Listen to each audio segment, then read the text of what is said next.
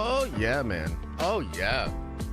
Your eyes do not deceive you. I know it's still a little bit different because we have the new schedule and everything, but we are streaming 5 days a week now. We're going over the nerdy nose 5 days a week. So that's what we're doing. That's what it is. That's what it is. What up, everybody? Welcome on in. Welcome on in. Also, I'm gonna shift that. I wanna get back into some peaceful vibes, some good vibes. How are you guys doing? We got some pretty cool stuff to talk about today. We're gonna go over some Spider-Verse stuff. Kind of a bummer, but we gotta talk about it. We got some Venom news. We also have a crazy story out there about how Sony could lose the license to the Spider-Man character. Adam seems to think it's real. Adam seems to think they will actually lose the license. I don't think so, but we're still going to go over it. I think that it's worth talking about. We got to talk about Superman. Superman. James Gunn's Superman. We now know when the trailer is going to come out. Collider did an article about it. We got to talk about that. Plus, I think, the exact date that they will drop the Superman trailer. And I think I know why they're going to drop it on that exact date. We also need to talk about a story about Captain America. Sam Wilson's Captain America. How he's able to be a super soldier without having a super soldier serum. And then we've got a really interesting article about Daredevil. Some of the writing credits for the new version of the show. It's going to be cool. So we'll get into all of that in a minute. But we'll chill for a little bit, just see how you guys are doing. Let people get on in here. I know it's confusing. I know. But we're going 5 days a week. I might end up moving it all to noon. I'm not really sure. We're changing stuff up. My main goal is by the time we get into streaming next year, which is like, guys, it's almost 2025. Can you believe it? But by the time we get into 2025, we'll have our new schedule ironed out, figured out. We might go at noon every day. I could even see us going back to 11. I'm not really sure, though. I'm just kind of trying to feel it all out. But yeah, Falcon will use the Dragon Balls and wish to be a super soldier. That would be really interesting. Yeah, that would be interesting. Yo, Blink, what up over there, man? What up, Brandon? Hey, Brandon. I'm going to selfishly ask you this because I was going to ask you in our Discord chat. What are you doing for the Browns game tonight? They're playing the Steelers. I don't know if you have plans. Should I come out to your place and we can watch the game?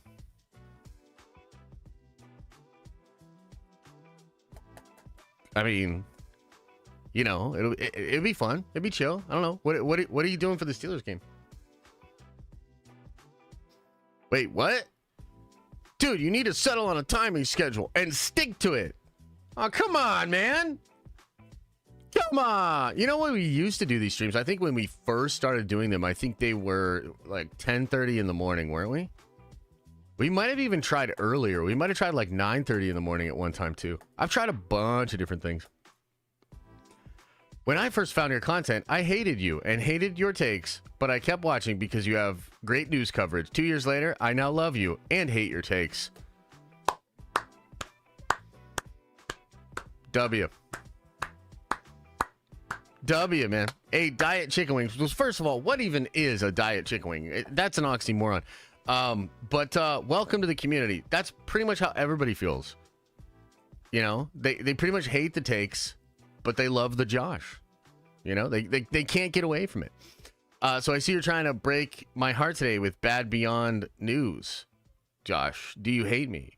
No, definitely don't hate you. But also, sometimes we have to take our medicine. You know, but don't worry, because a spoonful of Venom will help the medicine go down, brother. Don't worry. By the time we get through all this news, you're going to be like, oh, shit, I'm feeling so much better about everything. Everything. You are officially on Fool's Notice. What is that? What's a Fool's Notice? I don't even know what that is. So I don't know. I don't really mind. Why does this world suck? Oh, man. Hey, speaking of the world sucking, I do want to say a couple of show notes. Tomorrow night, we'll be doing a Diamond Lounge. That's going to be on Discord again. We'll go, should we go 7:30? Should we push it back to 8? It's either 7:30 or 8 tomorrow night, guys. If you've not been a part of those, they're really fun. We're going to do it on Discord again. I know it's a little bit janky, a little bit weirder than it was on YouTube, but you got to come by tomorrow night. It's going to be fun. We'll have some smokes. We'll have some drinks. We'll talk about the aliens, and we'll talk about all the stuff that we can't talk about on YouTube. So you got to come on by tomorrow night for the Diamond Lounge. That'll be sick. Well, you're on it. Okay. Well, there you go. I'm on it. Oh, well. Oh, well. And then I think that's all of the I think that's all the show notes. I was considering maybe over the weekend doing part 2 of that comic book reading stream. I'm not really sure. So if you see a stream pop up randomly like Saturday morning or Sunday morning, that's what that would be. That's what that would be. Did you watch Batman Beyond fan film? No, I haven't seen it.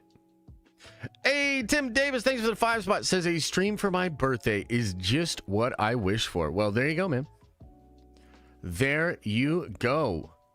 Did you see my tweet to you about Tom Holland playing Palpatine? I think I saw something about Tom Holland Palpatine, but I mean, I don't think that's real in any way. It would be cool. I mean, he could definitely play Palpatine, especially like a young Palpatine. He's getting older and older, of course, right? But dude, Tom Hiddleston as a young Palpatine? Hell yeah, that sounds terrific. That would be sick. That would be sick. Hell yeah. I don't even think that Cavill news from yesterday is real, if I'm being honest with you guys. You know, like I would love for Henry Cavill to be in a Star Wars something or other, but I just highly doubt it. I mean, Cavill to me kind of strikes me as a person that would not have a chance at all in Kathleen Kennedy's regime of Lucasfilm, the way she kind of creatively handles things. But I bet Cavill would play nice with Dave. He'd probably play nice with John. He's assertive, but I don't think there's anything wrong with that.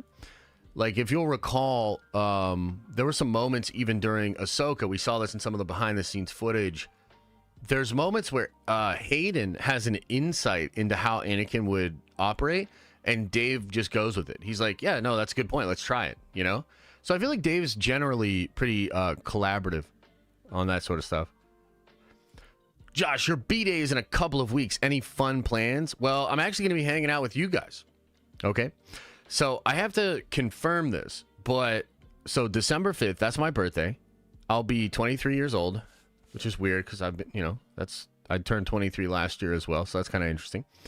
But that night, December 5th, I believe Marvel Rivals will officially come out.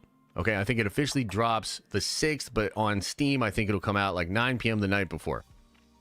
So I will start my birthday stream / Marvel Rivals stream that evening, and we're not going to stop the stream until we get 200 wins. 200 wins, which I'm actually trying to figure out. Should I just sleep on stream and then wake up and go at it? Should I take a break, sleep regularly, and then just get up and stream the following day? I'm not 100% sure, but that's what that'll be. So I'll be playing Marvel Rivals for like 20 hours or something, whatever it takes to get to the 200 wins. It's going to be wild. By the way, yesterday they dropped some stuff for Marvel Rivals. I don't know if you guys saw Hawkeye and his reveal. My God. He looks busted, dude. He looks completely broken. So I might have to actually play as Hawkeye because he looks absolutely busted. Yeah. You crazy? Yeah, a little bit, but it'll be fun. It'll be fun. We're gonna have a wheel with a bunch of horrible things on it that you guys can do to try to make it even more difficult for me to get to the 200 wins. And I think what's gonna happen actually is I'll get 200 wins. I'll probably be pulling off so much crazy stuff that there'll be like clips and people will be spreading it out. And then basically I'm going to get a sponsorship. I'm going to be a professional gamer after that stream. My entire career trajectory is going to change because I'm going to be a top Marvel Rivals player, which I think is the next big game. It's going to be epic. I'm going to be a pro, and so that's kind of how I expect that to go down. So it'll be cool. It'll be an interesting time in the community to sort of watch this pivot and this kind of amazing thing happen. What's that movie where the one guy, he tries out for the Jets and then all of a sudden he's on the Jets? Do you remember? What's that movie called? That's like gonna be me, but for Marvel Rivals. That's like gonna be me, but with Marvel Rivals.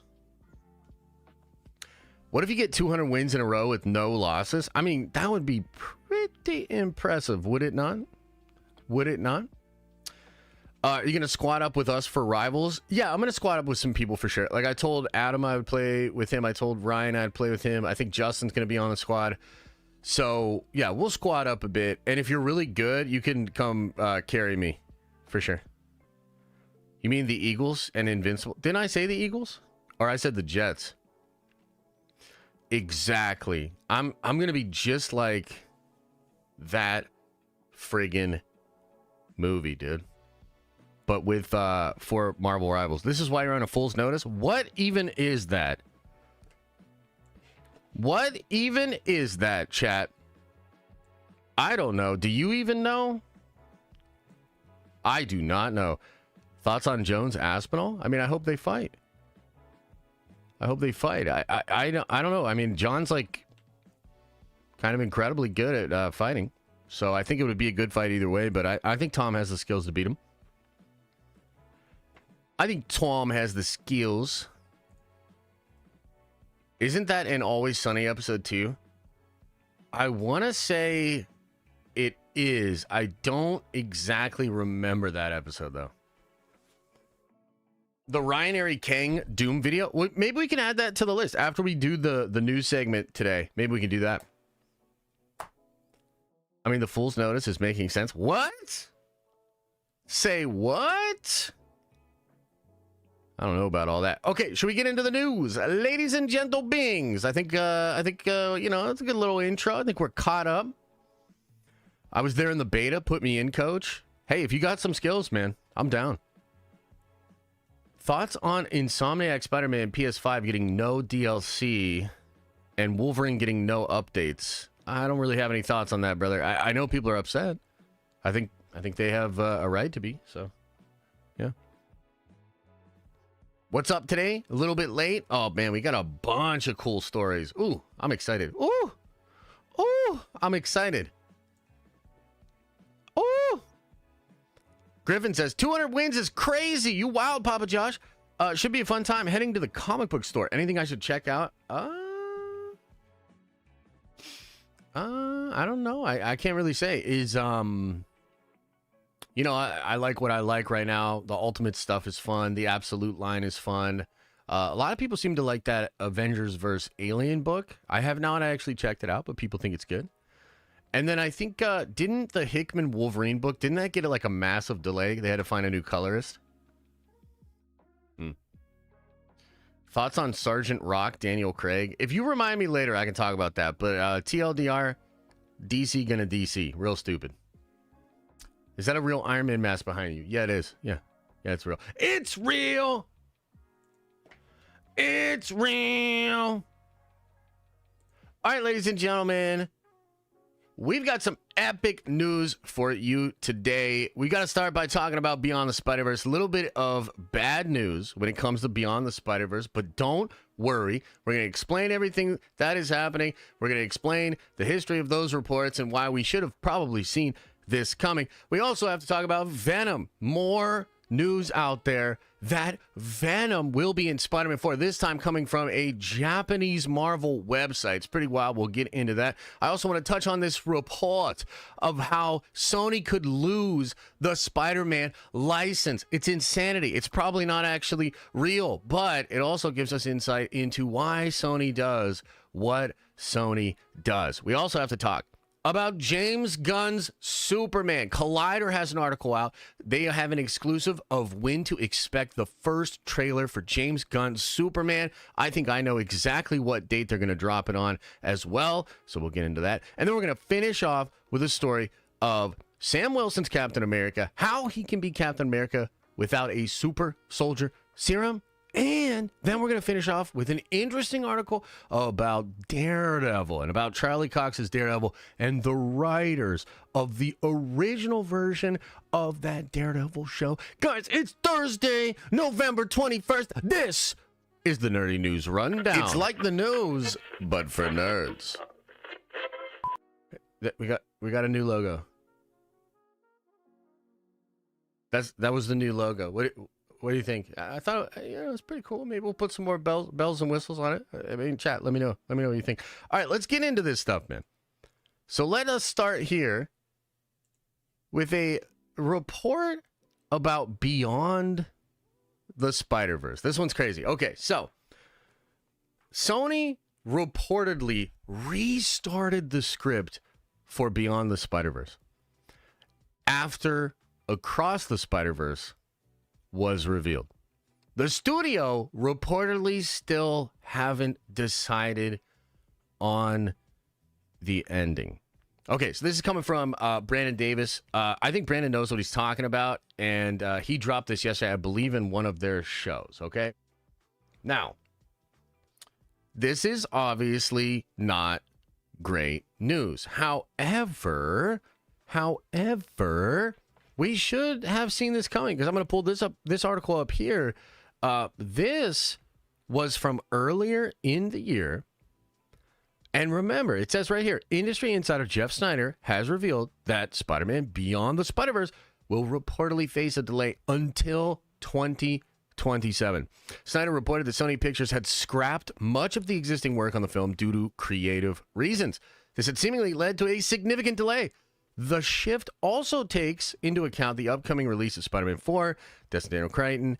Filming for Spider-Man 4 could start next year, making a 2026 release for Beyond the Spider-Verse unlikely. Now, there's something else that's kind of interesting about this story. Now, look, I like to bring this up just because we like to do our due diligence. I think that Jeff is one of the good reporters in the game right now. And when he initially reported this, we talked about it.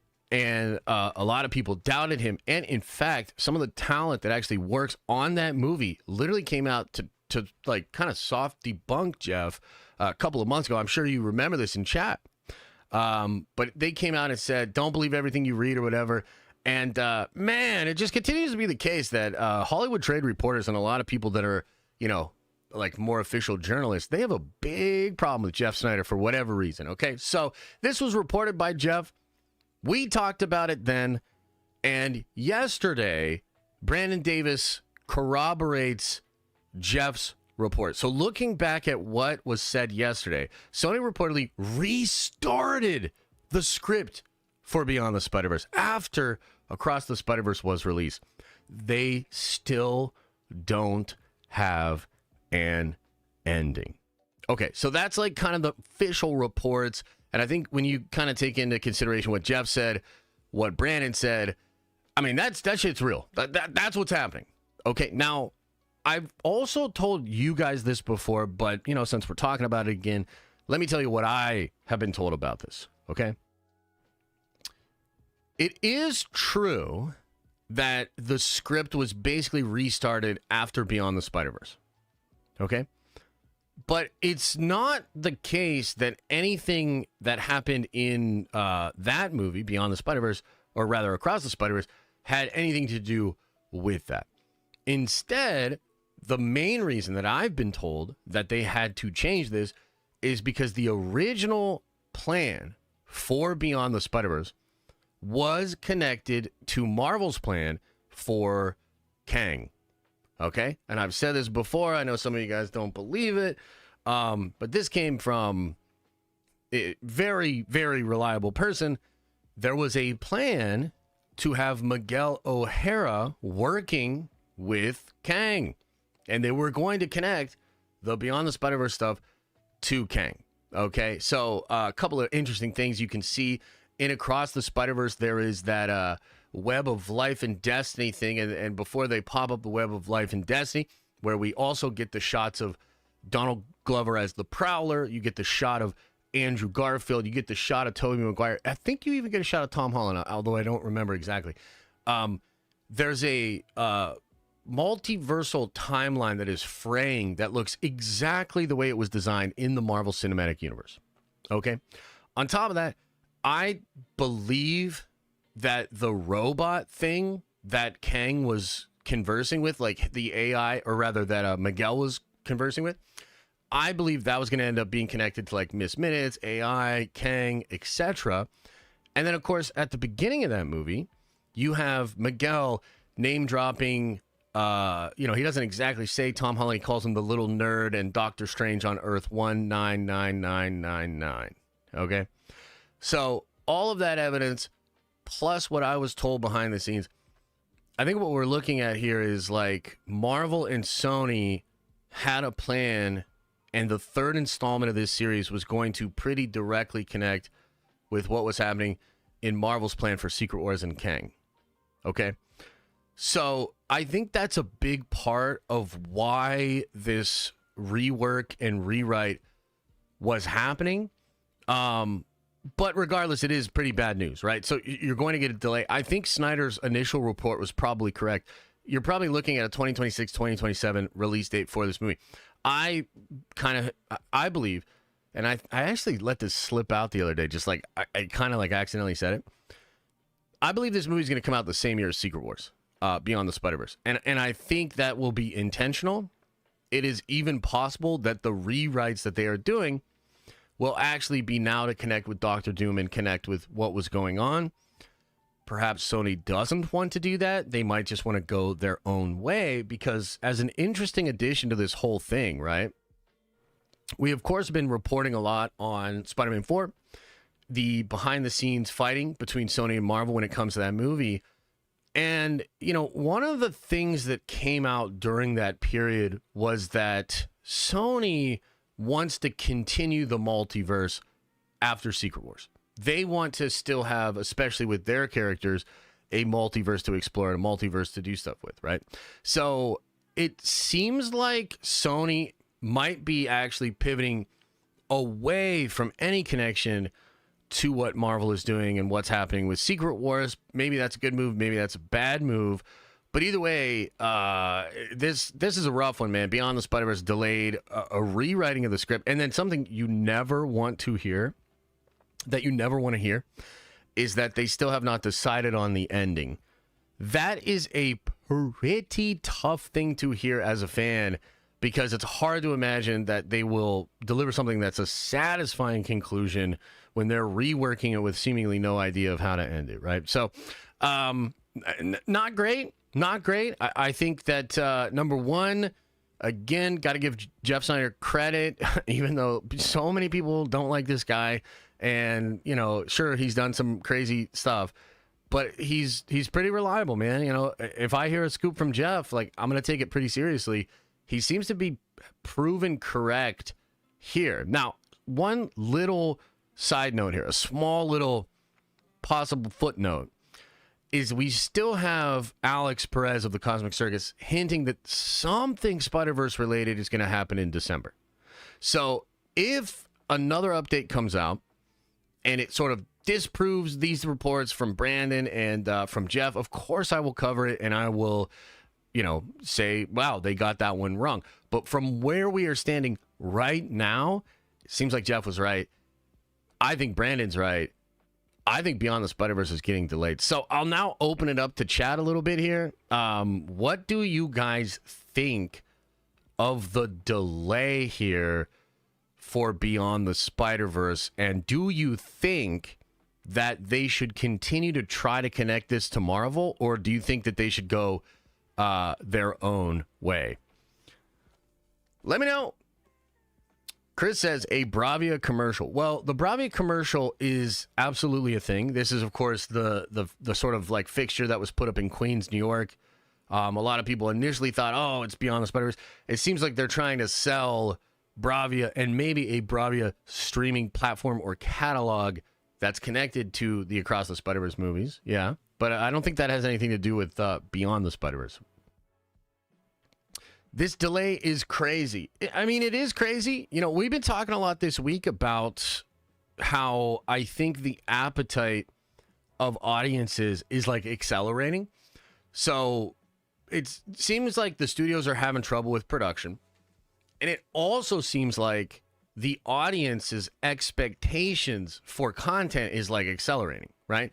And there's, of course, the dirty word of AI and how AI and visual effects will probably help to make these productions go faster. But for right now, it does seem like Hollywood's in a weird place. They're super stuck between accelerated consumer behavior and an appetite of the audience and the inability to sort of square the circle of the production for these big things, right? I mean, Ahsoka is going to end up being 2+ years away.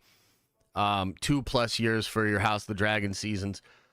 What was the somebody in chat help me out here? What was the delay between the first two? Because it was significant too, wasn't it? Like 3, 4, maybe even 5 years, and then this delay will end up being close to that. If they drop it in 2027, it'll end up being close to that. That's pretty crazy.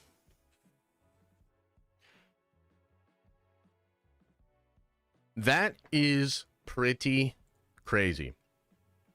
They need to connect. I'm tired of all these teases connected already. Also, do we think the MCU Spider-Man cartoon will have anything to do with the Spider-Verse at all or Secret Wars? That's a good question. Appreciate that, RG. I don't think so. I don't think Friendly Neighborhood Spider-Man is going to have a big multiversal connection. Although it could, and we did see that Spider-Man character on the like marquee or the poster for that Thanos Infinity, multiverse ride that they're developing for the Avengers campus.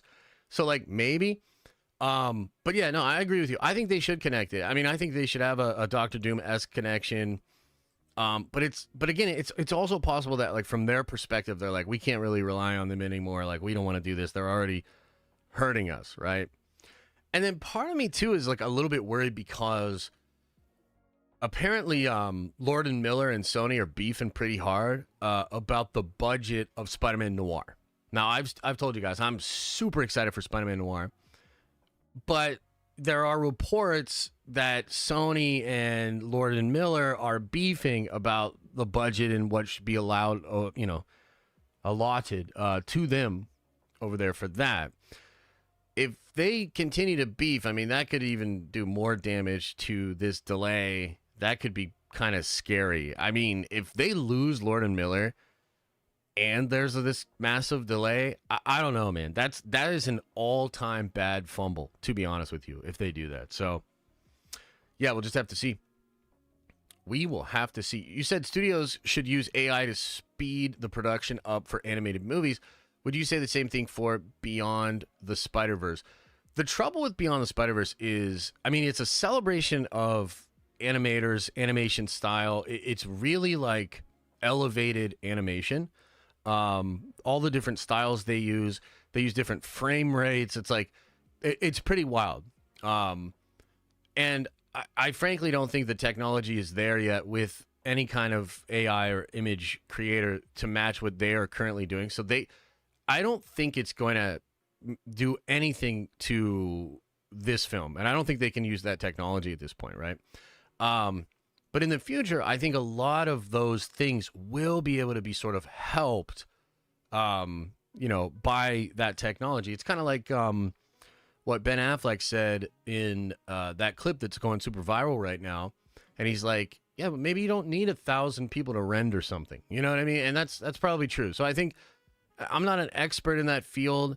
I don't know exactly, how the technology would be used to help do it and create it. But yeah, I mean, it's obviously going to make that process a lot faster, for sure. Sony is cooked if they lose the MCU connections. I mean, maybe. We'll see. They might be cooked either freaking way, man. We'll have to see. Would it be easier to just have Beyond the Spider-Verse not connected to the MCU, just standalone? It would, probably. but they've also already built that stuff in there, right? So all the stuff I mentioned is already in there. They name drop Doctor Strange and Tom. They show Donald Glover live action Prowler, you know, the web and life, and that, like, it's all there. So yeah, they could avoid it. They could just move in a completely different direction. But will that leave the audience feeling unfulfilled? I think that's the question, right? All right, well, let's move on. I mean, yeah, kind of a bummer when it comes to Beyond the Spider-Verse. I'm still excited for it. I'm really hopeful that they keep Lord and Miller. They keep the team together, because I think at this point we're facing a delay either way. And I just want to see a proper conclusion, and I want that story to be done justice, because I think those movies are amazing. I think both of those movies are masterpieces and some of the best Spider-Man movies to ever come out, ever, of any form. So I'm rooting for them. I hope they figure it out, but we shall see. Okay, let's shift into Venom. Venom, ladies and gentlemen. Here's a little tweet from me talking about how Venom's one of the biggest movies of 2024, and it's time to bring on Venom and Spider-Man finally teaming up. And this is in response to a tweet from Alex Perez and an article over at the Cosmic Circus. So let's click through to this and let's check it out. I want to get down into the juicy stuff here. So, it says here, are you ready, Venom fans? Venom Army, stand up. Are you ready? Sony Pictures Japan division teases a Spider-Man and Venom meetup for Spider-Man 4. First of all, let's get some W's into the chat. Oh, hell yeah, baby. But what does it mean? What happened? Check it out. On November 8th, 2024, Sony Pictures Japan issued a press release announcing the excitement for the next installment of the Spider-Man franchise. The release provided some general information about the film's production, release date, and director. But it's the second headline that makes this release all the more interesting. Tom Holland, who plays Peter Parker, has already given his stamp of approval to the story. This will be a real movie that fans can respect.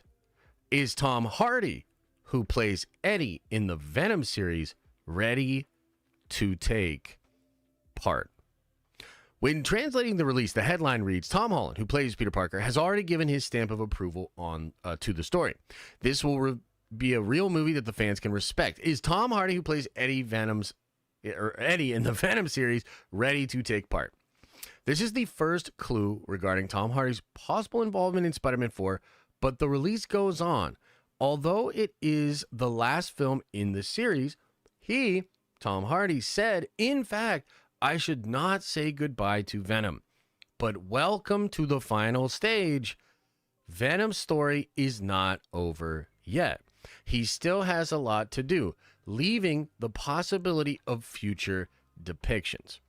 When asked about the crossover with Spider-Man, which fans are most interested in, he praised Tom Holland as the best Spider-Man and showed his enthusiasm, saying, I would like to work with him. If someone needs me, I'd be happy to participate. Okay, so that's the news. So again, a couple of important things to keep in mind. This is an official Sony Pictures Japan press release. Okay? Now, to be fair, and I see some people in chat, friggin' Adam in the chat saying, it could just be a social media manager exaggerating. That is absolutely possible. But Sony is also a Japanese company, right? So, like, I don't know. I sometimes we will get information coming out of like a Marvel Entertainment or a Disney website, and it's something being translated to a different region, and so we get like super skeptical of it. That's not what's happening here. I know Sony Pictures Entertainment, I believe, is an American company, but Sony proper is a Japanese company. I feel like they're not just going to screw this kind of stuff up. Is it a bad translation? It is not a bad translation, okay? This is pretty much what they are saying, okay? So the fact that it is an official Sony website putting out a press release is another sign that Venom will be a part of Spider-Man 4. Now, this is, of course, something we have been talking about for some time. I mean, there's tons of rumors. I think Alex Perez in the Cosmic Circus, probably the most prevalent voice out there speaking about Venom being involved in that film. But we know that this has been a long plan between Sony and Marvel in general, right? Remember when Tom Hardy posted that picture of him eating Tom Holland's Venom? And then he had to delete it, right? Do you guys remember, of course, that there's the post-credit scene in Venom Let There Be Carnage where Eddie comes into our universe and Venom sees Tom Holland Spider-Man. He's, of course, in a post-credit scene in the Spider-Man No Way Home film, and it kind of seems like he could even be, sucked into a different universe or something like that, via the ending of Venom 3. Although that movie's really weird. It's hard to know exactly what the hell happened at the end of that movie. But there's just a lot of smoke here, guys. Okay, of course. And I don't think anything is finalized here. And as we've speculated about during the past couple of weeks, I believe that the box office for Venom: The Last Dance could have been a barrier to making this possible. Meaning, if Venom 3 had been completely rejected by audiences and gone the way of Madam Web, The Marvels, Joker, Folie Deux, all that kind of stuff, I could absolutely see a scenario in which they said, okay, this maybe was on the table, but we can't possibly do that. We're not interested in Venom being in Spider-Man 4 anymore. However, the exact opposite has happened. Venom has somehow found legs. Venom 3 is one of the biggest movies of 2024. I know that sounds hilarious. I feel hilarious saying it. Okay? But it is true. And on top of that, I've made this point before, but it's important. On top of being just a big movie and not being all of those rejections, which we previously mentioned, Venom 3 has something that I think Marvel Studios desperately wants, and that is international appeal, particularly in the Chinese market. Now, Bob Iger, one of the first things he was able to do when he came in for Bob Chapek was to get Marvel movies back in China. But frankly, none of them have really performed well. They're nowhere near the way they used to perform when they were in China. Venom 3 is the first Marvel movie since all that beef happened to actually perform super well in China. They love Tom Hardy's Venom over in China.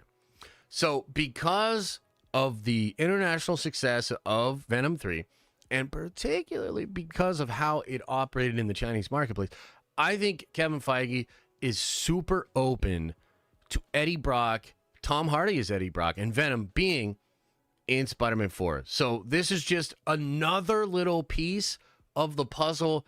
You could call it a nothing burger. You could say that it's an exaggeration, but there's so much smoke here, guys. Like, I'm sorry, nothing official, of course, confirmed, but this is just one more stream of smoke. So many smoke signals that Venom will be in Spider-Man 4. I'm about ready to 100% confirm it myself. So that's the story. That's the report. I will now open it up to the chat in the live stream. See if you guys have any questions, comments, concerns, anything interesting to say about Tom Hardy's Venom being in Spider-Man 4 and this Sony website seemingly hinting that that's the way they're going to go. What do you think? What do you think? Some people say he better be. I shouldn't have been surprised. True. I thought you didn't like the Japanese box office numbers. I have no idea what you're talking about, and we're also talking about China. Sonic 3 going to come in and be one of the biggest of 2024. Watch. Hey, when does Sonic 3 come out? I'm kind of excited. I want to check out Sonic 3. No more Tom Hardy Venom. Oh, well, I think you're going to get more. I think you're going to get more Tom Hardy Venom. Black suit shows up in Doomsday. I think so. I mean, I think one of the big things I don't know if it'll show up in Doomsday, to be honest with you, but I do think one of the big things Marvel wants is Tom Holland in the Venom symbiote for Secret Wars, right? So in Secret Wars, that's when Spider-Man gets the black suit for the first time. I'm talking about in the comics. And at first, it wasn't even a Venom symbiote. That comes later. They figured that out later. But it's just like this black suit. So that's super cool. And I would be very excited. To see that for Secret Wars. Vandal of the Black, thank you for the 10 spot. Says, calling it, Wicked will blow the roof off of the box office in 2024. Why can't superhero movies serve the source material like this? The Wicked Witch of the West is coming for that lunch. No contest. I don't really know much about Wicked. I do know that movie's tracking very well, though. I do think it's going to perform well. I think it's going to be a hit. I saw something really interesting with regards to this, too. Not to get on a total tangent here, but I saw this thing. It's kind of interesting. Apparently, there's going to be sing-along showings for Wicked. Literal showings where you go in there, and the whole idea is that everybody in the audience is going to sing along with the musical. I think that's really interesting because we talk a lot about the movie industry. We talk a lot about theaters. One thing that I've been pretty consistent on for the past couple of years is the theaters have done a terrible job of adapting to changing audience appetites, what is available for entertainment outside. And I'm not just talking about streaming. It's like your phone. It's like, video games, all these things. They've done a terrible job of like creating experiences, of doing something in the theater that you cannot replicate in other places. And this whole idea of a sing-along showing, that's fantastic. That seems really interesting. I wonder if that's like going to be a big push. And I wonder if we'll ever find out how much revenue that directly adds to the overall gross. Disney does this for their animated movies. I have never experienced that with a Disney animated movie. I'm not saying you're wrong.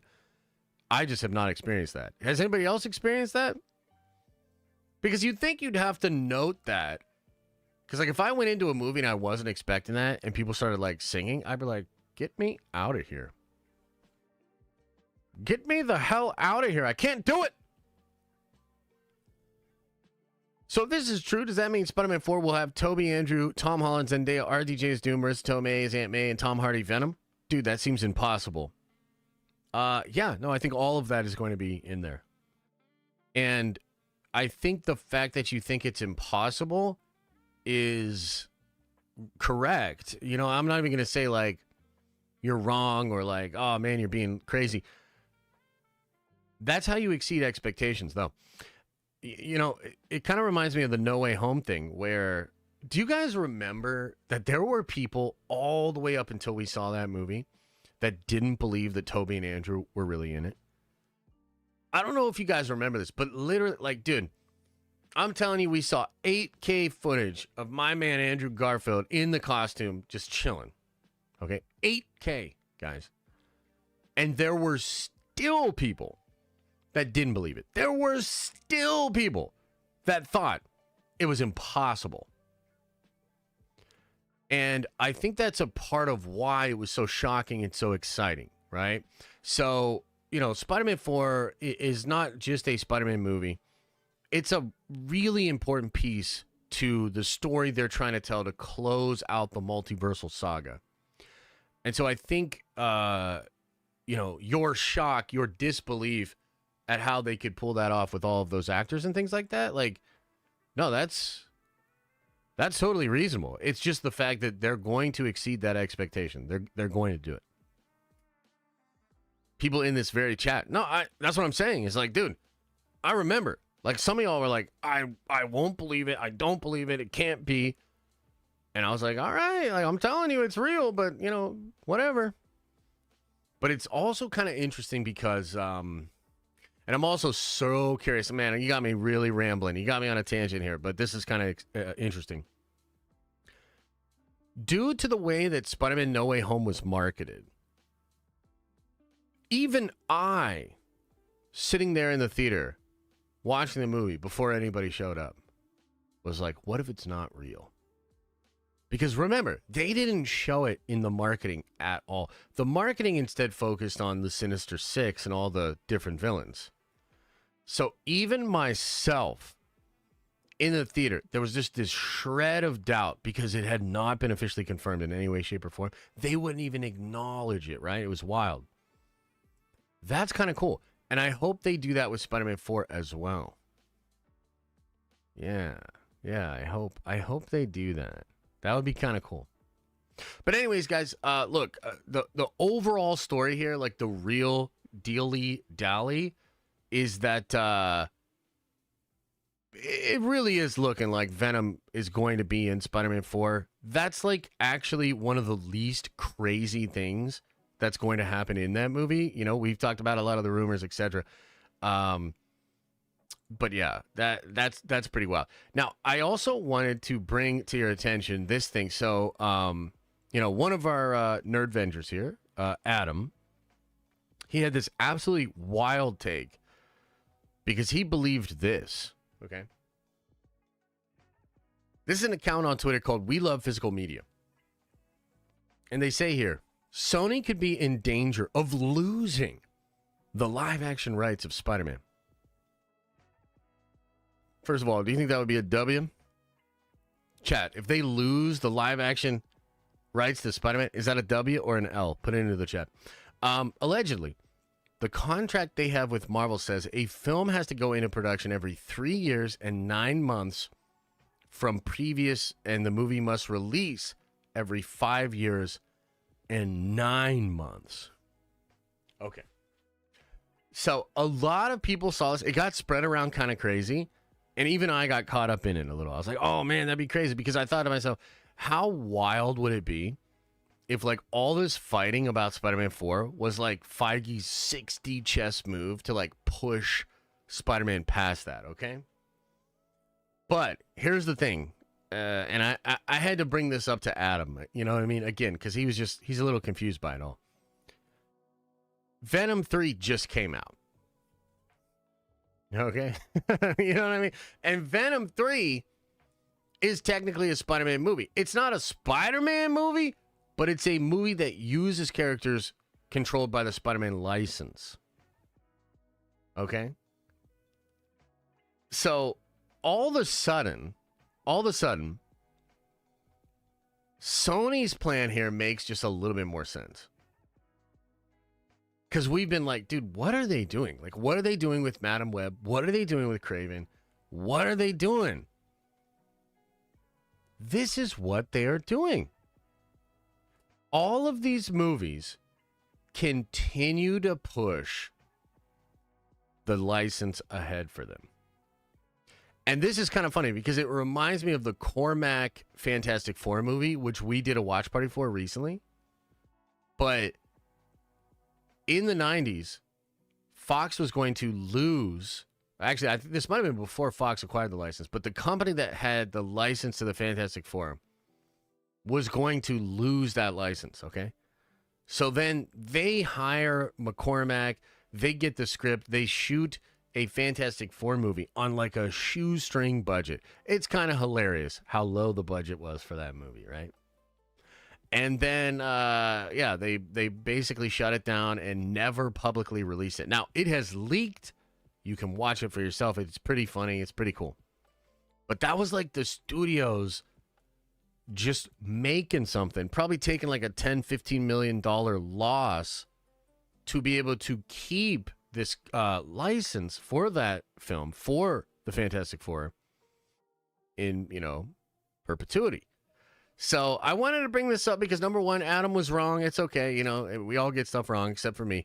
And it was also crazy to watch so many people get excited about this because they were like, oh, hell yeah. Like, dude, this is what it's going to take. Like, dude, we're going to get it back, dude. Let's go. Let's go. And people really excited about it. And then ultimately, I think in the end, it explains some of the harsh reality. Some of the harsh reality of why Sony is even doing what they are doing. So, There you go. Kind of just a fun little story there. Kind of just a fun little one to talk about. It's pretty crazy. It's pretty crazy. Adam says, den of gaslighting.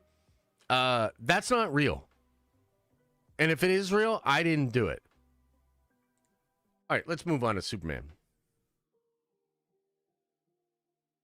How about this, guys? Before we even get into this, okay? Why don't you let me know, where is your hype level for the Superman trailer? Out of 10. Out of 10. Where is your hype level for the Superman trailer? You let me know. You let me know. A 4? Holy cow, even I'm not at a 4. Minus 10? What? Was 10, now at 5. Wait, what? Wait a minute, what's happening here? Why is everybody turning on Superman? Wait, is it something I did? Wow, I didn't expect that. Okay, well, I'm very excited for it. I think the trailer is going to be, I mean, let's say consequential. 10 for Sergeant Rock. Is it the Sergeant Rock thing that made it all kind of a bummer here? Okay, well, anyway, first, let's read the article here, okay? So this is over on Collider. We may finally know when the first Superman trailer is arriving. Exclusive. In a few short weeks, DC fans will finally get their first real taste of the revamped cinematic universe with the release of James Gunn's Creature Commandos. However, many eyes are still focused on the 2025, when The Man of Steel will return to theaters with Guardians of the Galaxy director Superman, starring David Corenswet. Beyond being a long overdue return to the big screen for the flagship hero, it will also mark the first time someone other than Henry Cavill, the fucking GOAT, has donned the suit and cape in live action film since 2006 Superman Returns. Gunn has teased it won't be long before we get footage of Corenswet in action. And now Collider can exclusively report that the trailer is tentatively expected to arrive online around mid-December. Hopefully it's not really mid-December. We're also hearing that it's scheduled to appear in theaters with Disney's Mufasa, The Lion King, though nothing is set in stone. Okay, so that's the official report there. They go on to kind of blubber about it. But the important thing to note here is the Mufasa, The Lion King thing. Look, the reality is I don't watch these live action remake things from Disney, but they used to be absolutely bankable. And I would assume Mufasa will be as well. Chat, I mean, what do you think? You think Mufasa's going to get some views? I think a lot of people are going to go see that. So it's smart for them to want to get the Superman trailer out in front of that. Mufasa will be a family film. And then, you know, assuming that Superman is like Superman, that will also be a family film. So there's a great cross-pollination there. Okay, so I think that's pretty epic. However, because I have been covering him for so long, and we're like best friends at this point, I think I can do you one better than mid-December. I think I know exactly what date he's going to drop this trailer on. Does anybody in chat have a guess? I wonder if any of you have a guess as to when James Gunn will drop this trailer.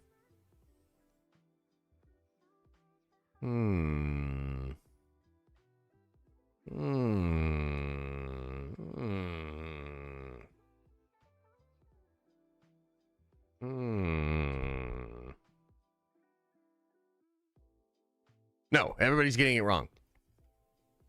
I think it'll be December 12th.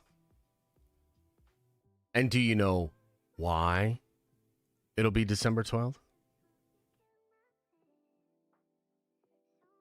Does anybody know why it'll be December 12th?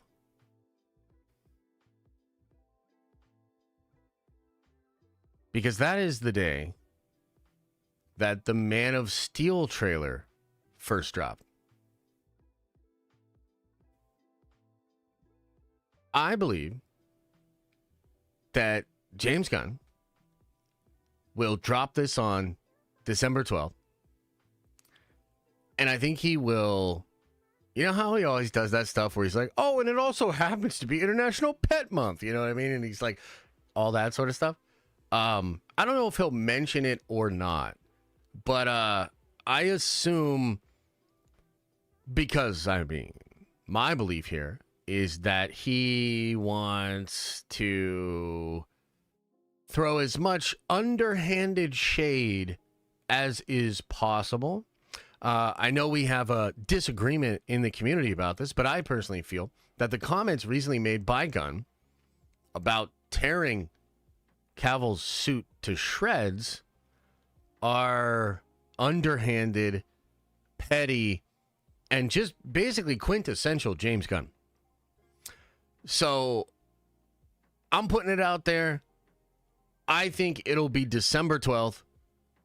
I wonder if he will make mention of the fact that this is also when Henry Cavill's Man of Steel trailer first dropped.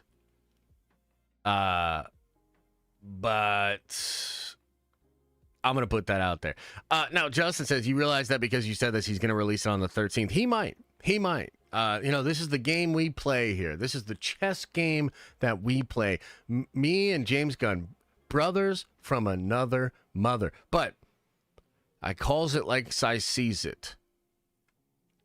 And I think this mother trucker, he's going to pull some shady stuff again. Unbelievable. Now, we're not done talking about the trailer because I wanted to bring this up. This was in a Variety article recently. I think it was in one of their newsletters. And I kind of agree with this statement here. And I think, frankly, we all agree with this. Regardless of our personal feelings about Gunn, our expectations of the universe, I think it's kind of undeniable. This is a big deal. This is a big deal. I don't think you can stress enough how important Superman is for the entire DC universe, Bach says. This probably has to open with $100 million domestic, something DC hasn't been able to pull off in quite a long time, aside from 2022's The Batman, which, like Joker Folie et Deux, was produced outside of the DCU. Warner Bros. And DC Films are really going to be at a turning point if Superman does not succeed. They will have to make some big decisions. Okay, industry insider here. And I mean, I think at this point, we all see that that is the case. I think Creature Commandos looks stupid as hell. I'm not going to watch it. But it doesn't really matter how Creature Commandos performs. It's probably super low budget. It's just like a little extra flavor for the DCU, right? I don't think it matters. I think the thing could do terribly, and it really doesn't matter. But Superman, this is where the rubber meets the road. This is where we find out if James Gunn can bring some of his Guardians of the Galaxy magic over to DC. Can he be the actual savior of this brand? Can he do what is needed to propel his new universe, I think, into existence? Because frankly, I think if Superman fails, I think they will let Supergirl come out, maybe, depending on how long it is into production. And I think that you'll get Lanterns, and I think you will literally get, like, that'll be it. That will be it. Now, some of this is not Gunn's fault. Okay, I want to be clear. A lot of shit is his fault. He's a goofy-ass motherfucker that is not a good president. However, some of this is not his fault. There's crazy turmoil at Warner Brothers proper. Look at what Zaslav has done to that company. Look at where it is trading at as far as its share value. And then look at the decade or more of DC disappointing fans. It's just the reality of the situation. And in fact, it is the predicate to, like, Gunn even being involved. DC was fractured. DC was all over the place. DC disappointed a lot of fans. I think I love Zack Snyder. I love a lot of the Snyder stuff, but you can't deny that even those movies, they disappointed box office wise. The fact that Batman v Superman can't hit a single billion is insanity, right? So DC has a lot of baggage. I think, you could see it reflected in our community. There are people here that are like, I don't care, bro. Like, DC, I just don't care. I think you can see it in the reaction to the Sergeant whatever the hell movie that was announced yesterday. I mean, the reaction to that is hilarious. I find both the cope and the hate for that announcement to be delicious, frankly. I don't know if you guys saw a poll that Grace Randolph made, but I think it came in at like 60 or 70% of people negative towards that announcement, right? Like, people just shocked, don't care. So there's a lot working against Gunn and the DCU that actually has nothing to do with him. He did not create this situation. He is hired to get us out of this situation. And, for all the differences we have and all the beef that we have between it, I actually do think he could get it done. When he was initially brought on, I thought it was a great idea. He could bring a little bit of that MCU kind of buzz. There was a time where Gunn was actually supposed to be put in charge of the entire cosmic side of the Marvel Cinematic Universe. He was going to be almost like an editor-in-chief of that whole side. He's a comic book sweaty. He absolutely understands the lore and the fiber of these characters. So there's stuff working for him. I think a lot of this is going to come down to this trailer. Okay? Like, the first impression of Superman, and one of the things that was really funny for me was, as this report came out from Collider, and as people were sharing about the trailer, so many people sharing that first revealed image of Superman, and I laughed every time I saw it. I think it's terrible. Absolutely terrible. He's like putting on his long stockings, sitting there as the planet explodes behind him. The visual effects look like absolute shit. Why is he sitting in a modern art apartment complex thing? I hate it. It was so funny to me. I think that was a misstep. I think even his video was a misstep. I think he's made a few missteps with this movie. The photo of Superman, the cape, and of Krypto, I also hate that image. Now, I will admit that's less divisive than the first reveal. A lot of people didn't like the first reveal. I think I'm in the minority when I say I thought the Krypto reveal was terrible. And I stand by that. I think it looks terrible. But a lot of people liked it. All of that probably doesn't matter if the trailer slaps hard. We need a Will Smith level slap on this shit.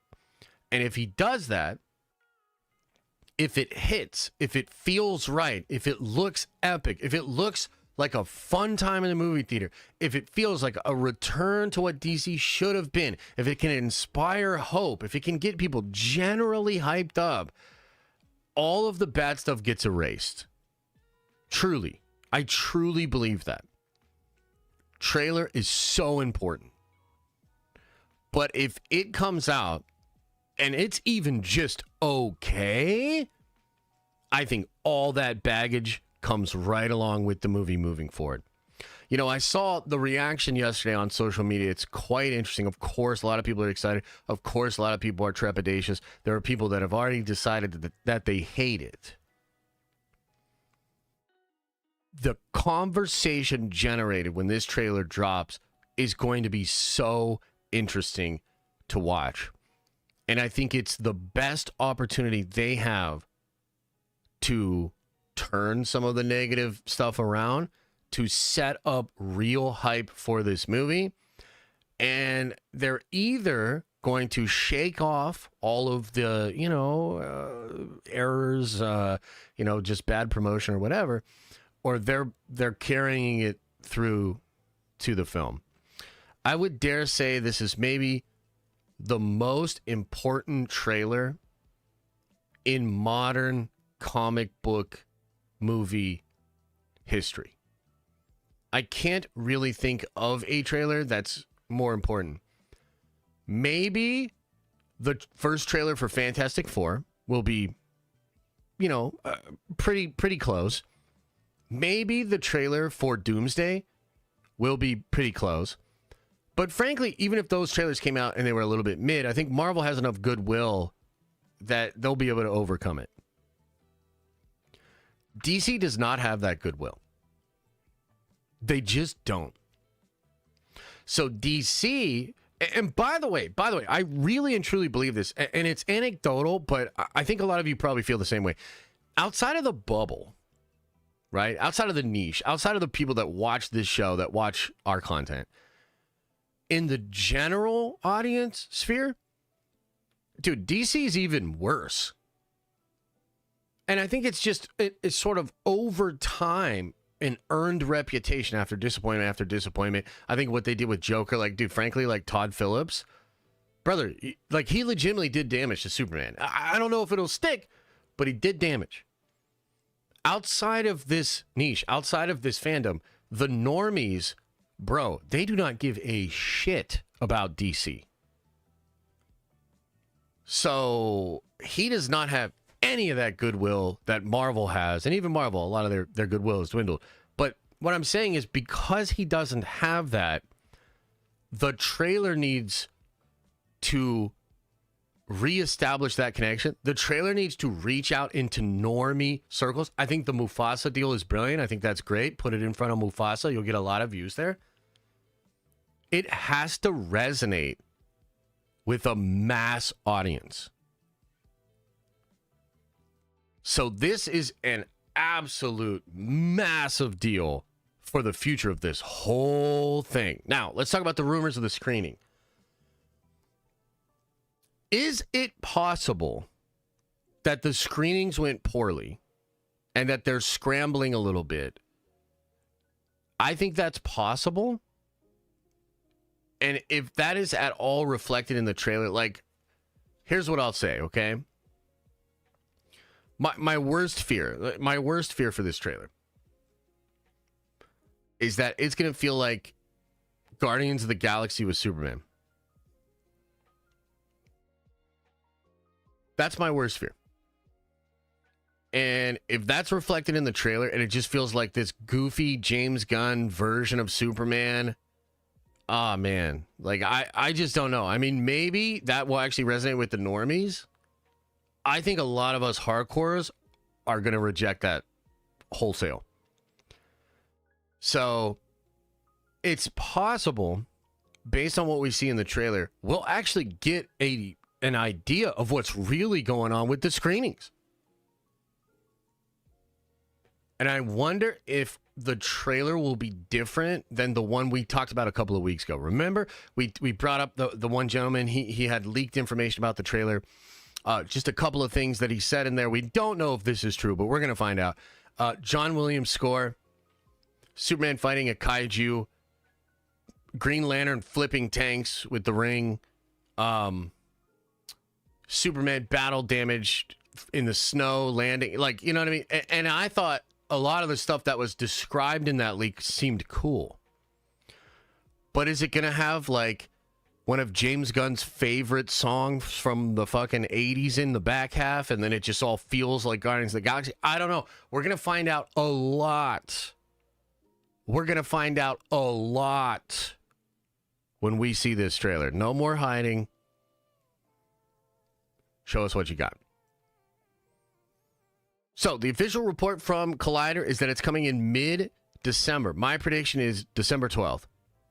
I will be ready. I will be getting up early in mid-December, scanning the interwebs, ready to react. We'll probably react to it. We'll probably do a whole stream breaking it down. And I'm going to hate. So, I'm going to keep an open mind completely when it comes to this trailer. So, get ready. Buckle up. We're getting the Superman trailer. Any thoughts, comments, concerns from chat? What do you guys think about this news, about the Superman trailer, when it's coming out? Some of the points I made. What do you think, ladies and gentlebeings?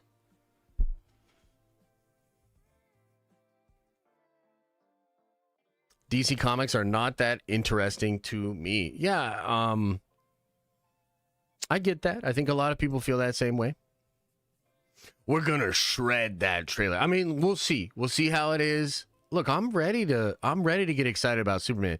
But I can't do what a lot of these other people are doing, where they're like getting excited about it before we see it. You know what I mean? So I got to see it first. Look, I think for me, I probably win either way, because let's say the trailer's absolutely incredible, then I get to be excited about Superman again. Hell yeah, man. Are you kidding me? Like, I love the DC characters. I love the Green Lantern. So in that case, I get to be like, you know what? I had my doubts about James' crazy-ass white spiked hair. I can't believe he actually gets up in the mirror, looks at himself, and spikes that hair every day like that. I can't believe this motherfucker's Superman. I was wrong. This is awesome. I'm excited. On the other hand, though, if it is us, I mean, I get to come out and talk about that. So either way, I win. I guess we're going to find out if DC wins. That's really what it's about. Feige is also excited for the Supes trailer. Oh, he's excited for the Supes trailer because he's going to drop the first look at Sentry probably right after it and try to get people more excited about Sentry than Superman. Maybe, potentially, allegedly. He's real excited because he's been holding back on that Sentry. Woo! I can't wait. I can't wait. Let's hear. Getting excited before we see it. It's Superman and James Gunn. Smiley face. Yeah. You know. Yeah. Are you gonna watch Skeleton Crew? I am gonna watch Skeleton Crew. I'm giving it a fair shot. It's a new year. It's a new me. You know, we're turning things around over here.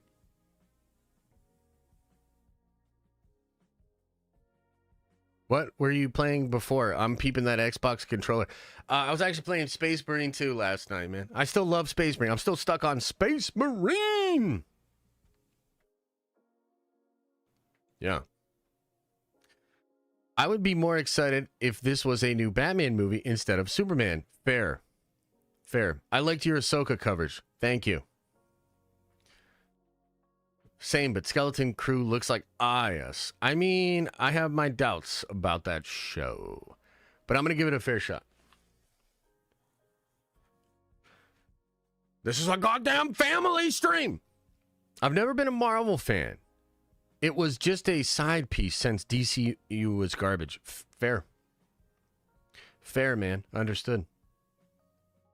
The new trailer has the OG Star Wars theme. Does it really? That's kind of cool. Are you going to say the same thing next year? Absolutely. Hyperion would have been a more sense for a multiversal saga. That's true. Josh is going to be all over this Supes trailer if it sucks. True. I'm going to be all over this trailer either way. I'll either be gushing about it and I'll be like, I was wrong. James Gunn is the savior. Or I'm going to be like, I told y'all this dude was just making Guardians with a Superman suit. This looks like shit. So I guess we'll see. I'm more hyped for Skeleton Crew than Acolyte. Yeah, me too. Okay, let's move on to our last few bits of news here. I think you guys will find these stories pretty interesting, okay? So we're over on comicbookmovie.com, okay? I'm going to start with this one. Captain America Brave New World star Anthony Mackie explains how Sam Wilson is able to battle the Red Hulk.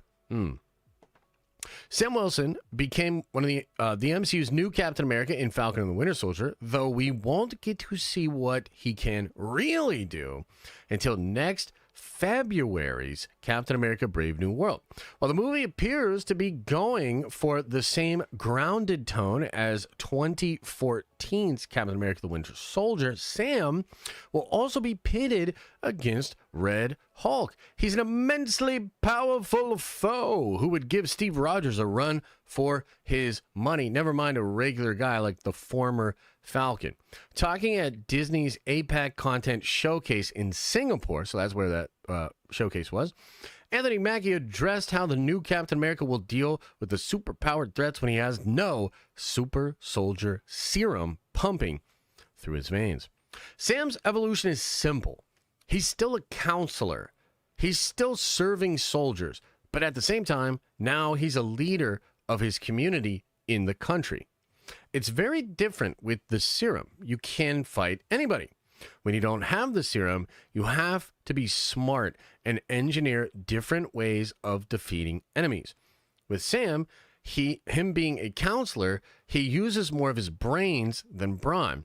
He uses more of his wit than his fists. He's more of a friend to everyone. However, even though Sam has no superpowers, by the way, that just sounds terrible. He's going to beat him with friendship. Anyway, however, even though Sam has no superpowers, it's his suit that promises to even the odds in Captain America: Brave New World. It's a high-tech suit.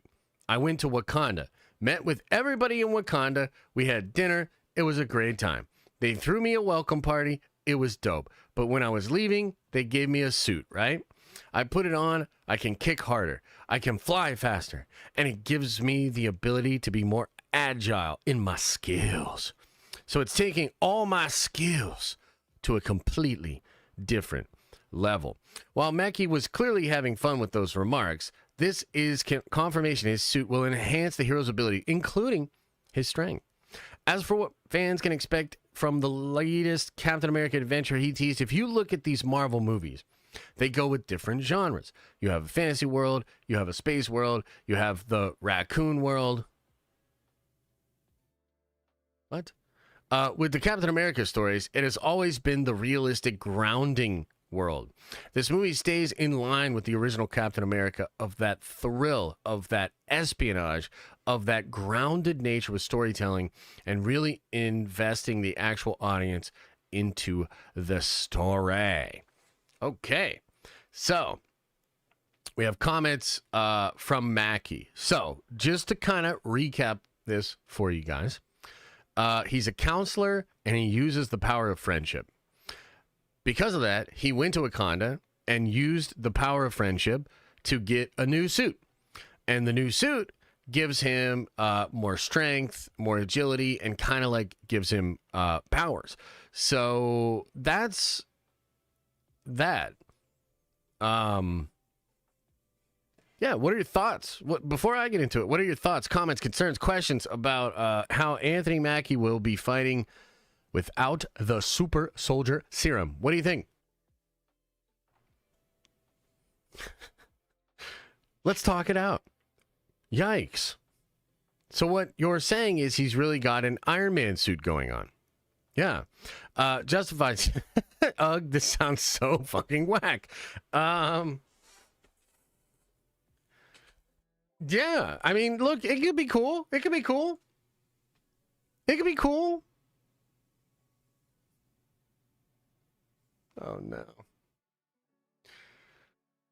You see, the shield was never magical. The magic was in you the whole time. Yeah. Yeah. So, okay, couple of different things here. Number one, I mean, he's not wrong. He is describing what they are doing in the movie. Okay? So, on the one hand, the vibranium is giving him the ability to do more cool stuff. Okay? And we saw some of this in the trailer. Okay? So, he's able to knock out the missiles with the shield, but also he makes like an encasement with the wings and he flies into a missile. He's able to do that because it's vibranium. He's able to come down at like Mach speed and land, and then the sonic boom happens afterwards, and he's able to sustain that probably because of the vibranium.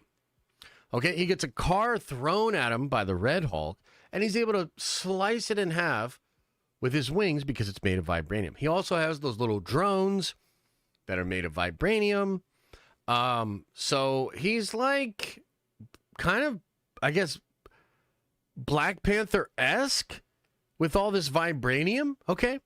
And in addition to that, there's a rumor, I'm going to say it that way. There's a rumor that vibranium might end up being something like kryptonite to the Hulks. That vibranium might be able to like absorb gamma and therefore actually depower Hulk.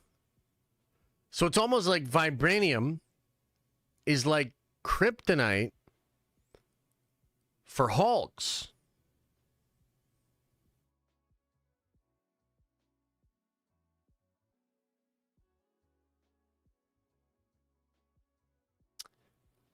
Holy shit, this movie might be in trouble. I mean, we'll see. You know what I mean? Like, we'll see. I'm trying to keep an open mind.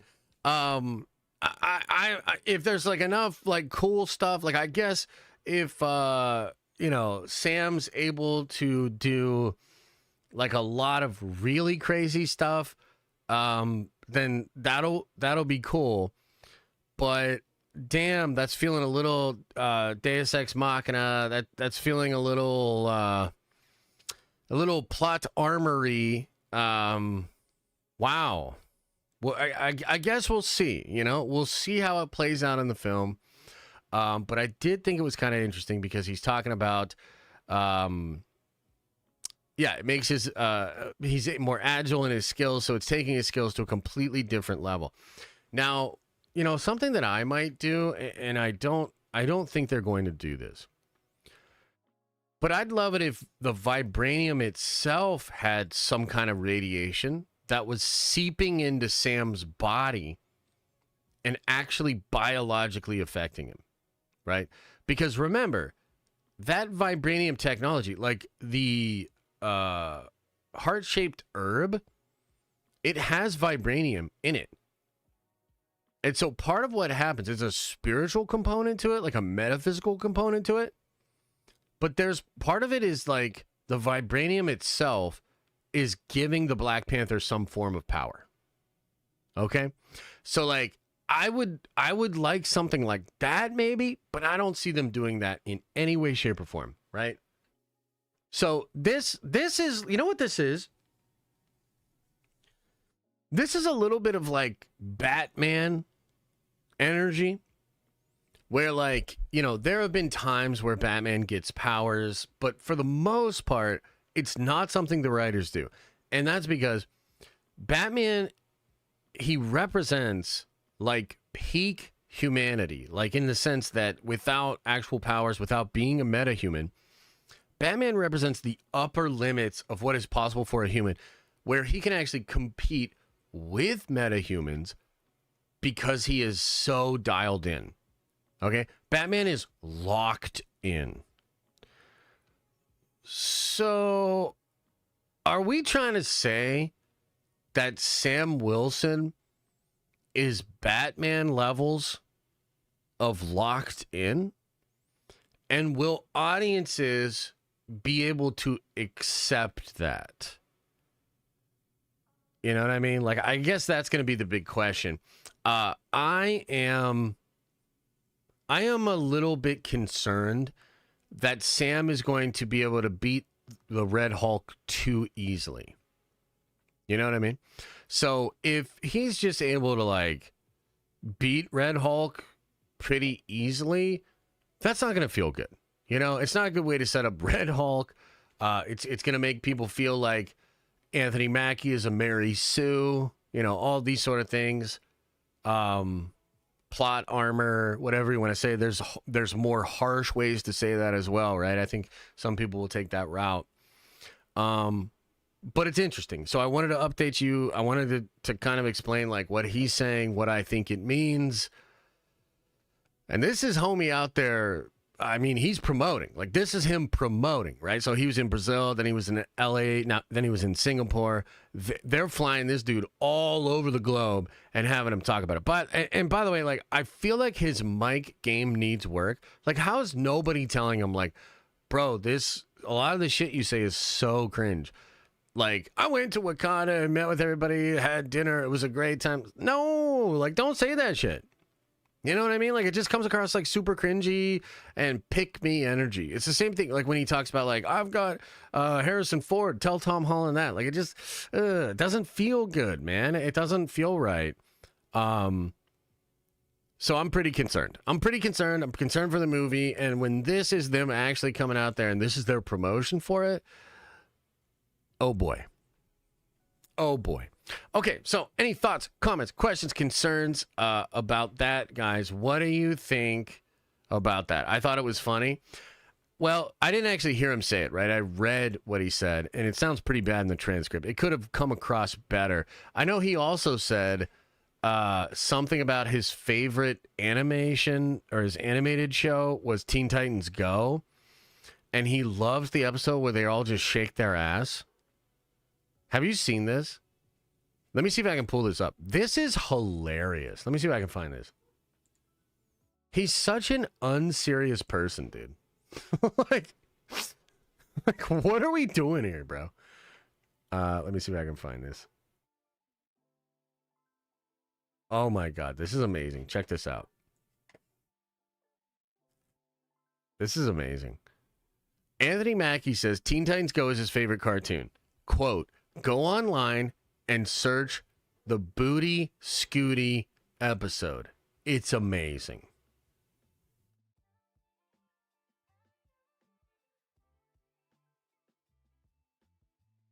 The Booty Scooty.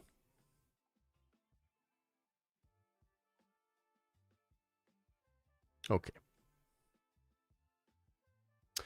So that's our Captain America. And, yeah.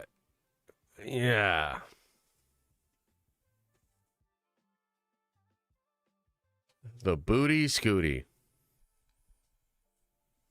Should we call him Booty Scooty Cap? I mean, we might call that movie Booty. We'll see. Holy. Unbelievable. Unbelievable. Okay. Let's get into our final story of the day. We're going to end on a positive note. At least I think so. So let's get into this. This is kind of interesting. Again, we're over on comicbookmovie.com. All right. So check this out. Daredevil Born Again fired head writers are now only credited for a single season 1 episode. What? Last October, the news broke that Marvel Studios had fired Daredevil Born Again head writers Chris Ord and Matt Corman as a part of a creative overhaul. Directors hired to helm the remaining installments of the 9 episodes were also let go. And while some of the material shot will still be used, the idea was to take Daredevil revival in a new creative direction. Dario Scardepan was later tapped to serve as showrunner, with Moon Knight and Loki directors Justin Benson and Aaron Moorhead brought on to help write the ship. They directed a lot of the new episodes, the new material. Now, the Writers Guild of America website has revealed the official writing credits, and Ord and Corman are only credited for the 2nd episode. This suggests that most of their ideas were left on the cutting room floor, and their contributions are now minimal at best. They will, however, still be named as executive producers. Scarpan's name shows up quite a bit, a clear indication that as new showrunner, he worked hard to get Daredevil Born Again to where it needs to be. Here's the full list of confirmed writing credits. So we've got Dario. Episode 2 is the old writers, Jill Blankenship, David Feige. Whoa, David Feige. Is he related to Kevin? And Jesse Wigutow. Geraint Godfrey, Thomas Wong, Jill again, Jesse and Dario again, and then Heather Belson and Dario to finish it off. Okay, now, why? Well, let's read on. Let's read the rest. While Scartapan is best known for his work on The Punisher, he's also worked on Jack Ryan in The Bridge. Blankenship's credit include Arrow and Naomi. David Feige is a lawyer who most recently worked for Life, and Wigato penned the upcoming Tron Ares. Godfrey is a DC vet who wrote episodes of The Flash, Legends of Tomorrow, and he also produced Secret Invasion. I would have left that off. Heather Belson also counts The Sandman and Walking Dead among her credits. So, pretty credentialed group. The Marvel Television Daredevil Born Again, Matt Murdock is a blind lawyer. Okay, so then they're going to bunch of SEO fill there. Okay, now, why is this such a big deal? Why is this so important? Well, we actually recently talked about comments. Actually, no, we didn't, because I just got off sidetracked with Rob for like 2 hours. But on yesterday's stream, I had mentioned something out there about Daredevil. We did a Daredevil deep dive last night, by the way. Super cool. Learned a lot of cool stuff about Daredevil. But you have Charlie Cox himself out there talking about how the original version of Daredevil was going to be completely different. Okay? They were going to take the character in a different direction. It was tonally, it was going to be completely different than what you remember from Daredevil, the Netflix show. This all happened in that, I think it was 2020, maybe 2021, the time period where everything was falling apart for Marvel. There was that big Variety article that came out about the creative overhaul for Daredevil. It said in that article that Kevin Feige himself was watching the dailies for what they were doing on Daredevil, and he was like, we cannot release this. So that's when they did the creative overhaul. Now, at the time, and this is actually something that Jeff Snyder got wrong, Jeff Snyder said that he believed they would still use most of what they shot. Most of what they shot. And that they were making some changes, they were going to extend the series, etc., but they were going to use most of what was shot before. That does not appear to be the case. And that's via this story here with the writing credit. So I think episode 2 is probably all of the footage that was shot, the story that was pre-existing, because I think there's one element that is going to remain the same. If you know, you know, and it's going to piss a lot of people off, but it is what it is.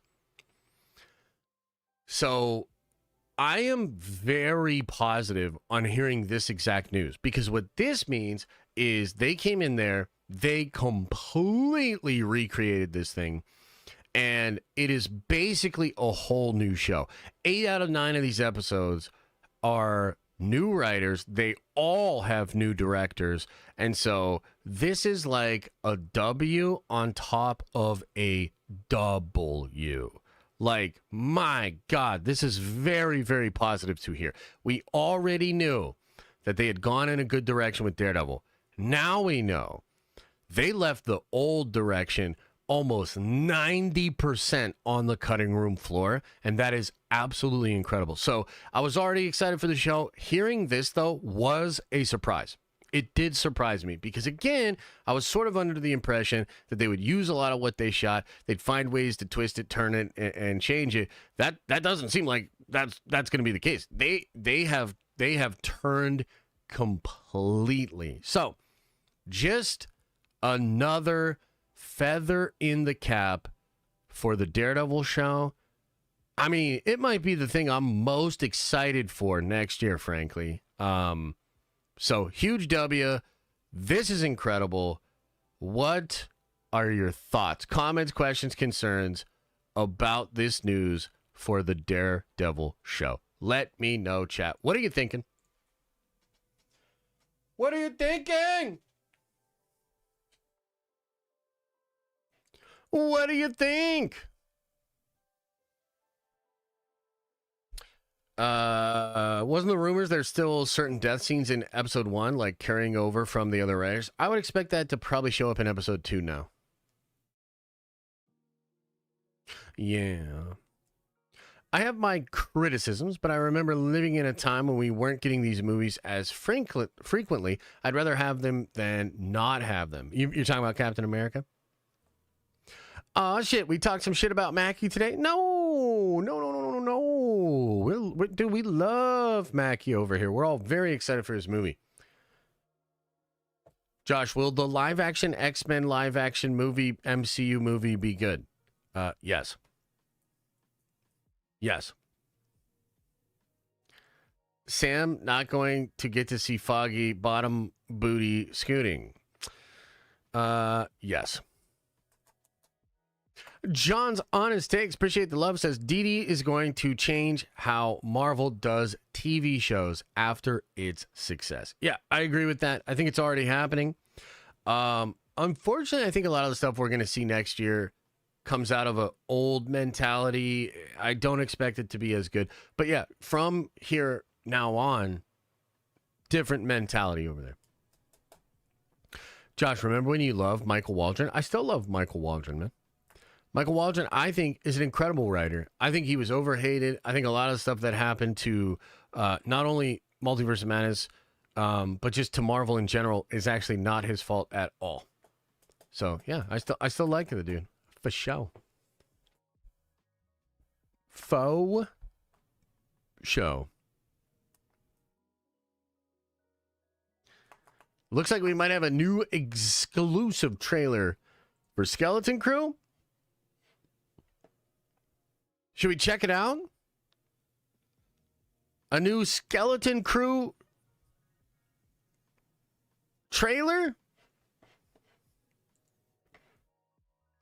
I think we should give it a shot.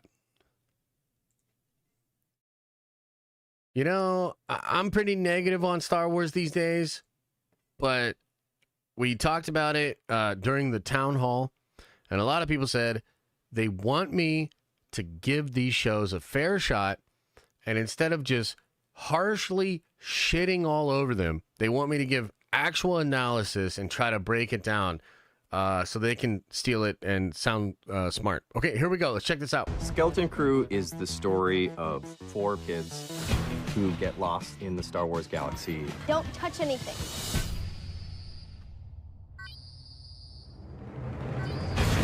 And have to find their way home. And the kids find themselves with a mysterious stranger, played by Jude Law. Over here, quick. I'll get you home. We'll make a partnership. We just talked loosely about the idea, who this character was, and they pretty much had me there and then. There's something about it when he plays against kids that's just like really special and really funny. Neil, I need you to take the controls. Okay. Neil? Neil? I grew up in the middle of nowhere, and the adventures that were in our heads were the adventures that we had seen in movies, like in Goonies. And we tried to capture that, but also instill it with a sense of danger. What did you do? We're gonna explode into a million pieces! I had worked with John Watts on all 3 Spider-Man films. I knew him as a filmmaker before I knew him as a collaborator. And we're so lucky to have the group of directors that we have that are stepping into Star Wars because they want to play in this world. The Daniels, I've been just such a big fan of all of their work, back to their music videos and their short films. When we hired them, that was before Everything Everywhere came out. We knew they would be awesome. Jake Schreier had come off of directing Beef and had this speed and focus that I'd never really seen before. So it was great having him on board. David Lowery has his really interesting indie stuff, and then he'll go and do Pete's Dragon or do Peter Pan with Jude Law. It was amazing to get him. And then Bryce, I've known since NYU. She's the pro. She's done Damn, episodes of Bryce. Mandalorian. She gets it. She knows how to make it fun and make everyone be part of the process. She's amazing. Isaac, he had not only done Mandalorian, but Twisters. And Minari is one of the most beautiful coming-of-age stories that I've ever seen. We're lost. Really lost. Stay together. We just need some directions home. Come on, kids. Pay up.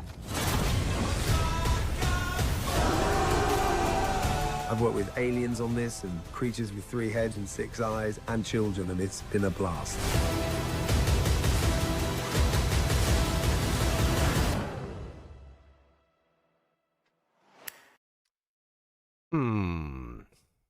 Man, I mean, look, there's positives here. You know, I mean, first of all, I think the director lineup is good. No Kathleen Kennedy, incredible. You know, John kind of doing the lead, you know, as a producer, you know, authority figure, good. Some of the visual effects, impressive.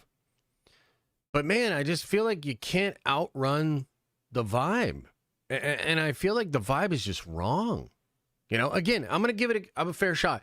If it ends up feeling a lot like Star Wars, then I'll take it back and I'll be like, okay, I was wrong. But it feels just a little too Goonies. It feels a little too Stranger Things. I don't like the music. I don't like what they're trying to establish with the vibe of it. Like, it just doesn't feel enough properly like Star Wars to me. And man, I mean, we're gonna find out. We're gonna see. Now, let's take a look at the reactions to the trailer. Did Lucasfilm themselves drop it? Okay, so let's see here. This guy's like, who's gonna watch this? It's gonna be fire. Certainly looks like a lot of cooks in the kitchen. Hope it turns out well. They've got a lot of great directors for this little kid show. That's true. New favorite character, no contest. Yeah, that's kind of interesting. There's like an owl cat looking Jedi-esque creature. So that's kind of interesting. That's kind of cool. A long time ago in a galaxy far, far away, can we say how they depict the home? Okay, yep.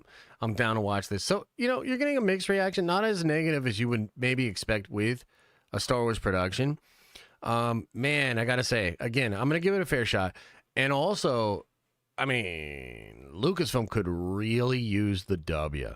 I think coming out of Acolyte, staring down the barrel of, you know, Andor Season 2, which they absolutely have to be nervous about. I know some of you guys will not understand this, but, like, nobody watched Andor. I think eventually it actually did kind of get some numbers over there, but they obviously had a lot of problems. I mean, what's the homie's name? Himself came out and said, we thought we would have the audience and we'd have to chase the critics. The opposite happened. Tony Gilroy, he had this quote where he said, we're actually connecting critically, but we're chasing the audience because they knew they weren't getting the views that they wanted there. So I'm sure they're nervous about Andor Season 2. Even Ahsoka Season 2, I'm sure they're nervous. They're probably nervous about this movie, bro. And how could they not be? I mean, we've spoken at great length about what Star Wars has become, how much damage has happened to that brand. This strikes me as a show that if it were created 3 to 4 years ago, if this had come out maybe right after Mando 1, maybe even during the sequel trilogy, I feel like people would have been a lot more open to this being good and great. But just like DC and James Gunn and what they're going to have to overcome there, this show has to overcome a lot of baggage. It can do it, but I don't know that I've seen a single piece of marketing for the show that has made me think it will do that. You know what I mean? So, like, I'm going to try. I would love for it to be really good. I'd love to be surprised. Does it say if they're going to have multiple episodes here? Let's see here. Premiering December 3rd. Are we getting multiple episodes on December 3rd, or is it just one? Chat, what do you think? Because that could also be a big deal.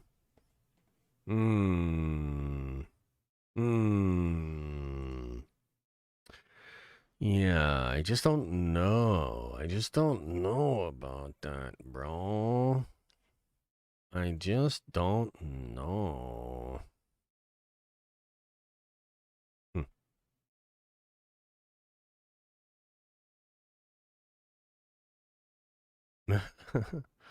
Okay. Okay. Interesting. 2? Okay, well, that's good. It's 2? That's good. That's helpful. Hopefully we get a good sense of the vibe and people can get into it. Yeah. I found out something about the release date today. Oh, yeah? Do you want to share with the class? Tell us. Adam, tell us. I'm going to catch up on some chats here, and then I want to watch the Screen Crush video.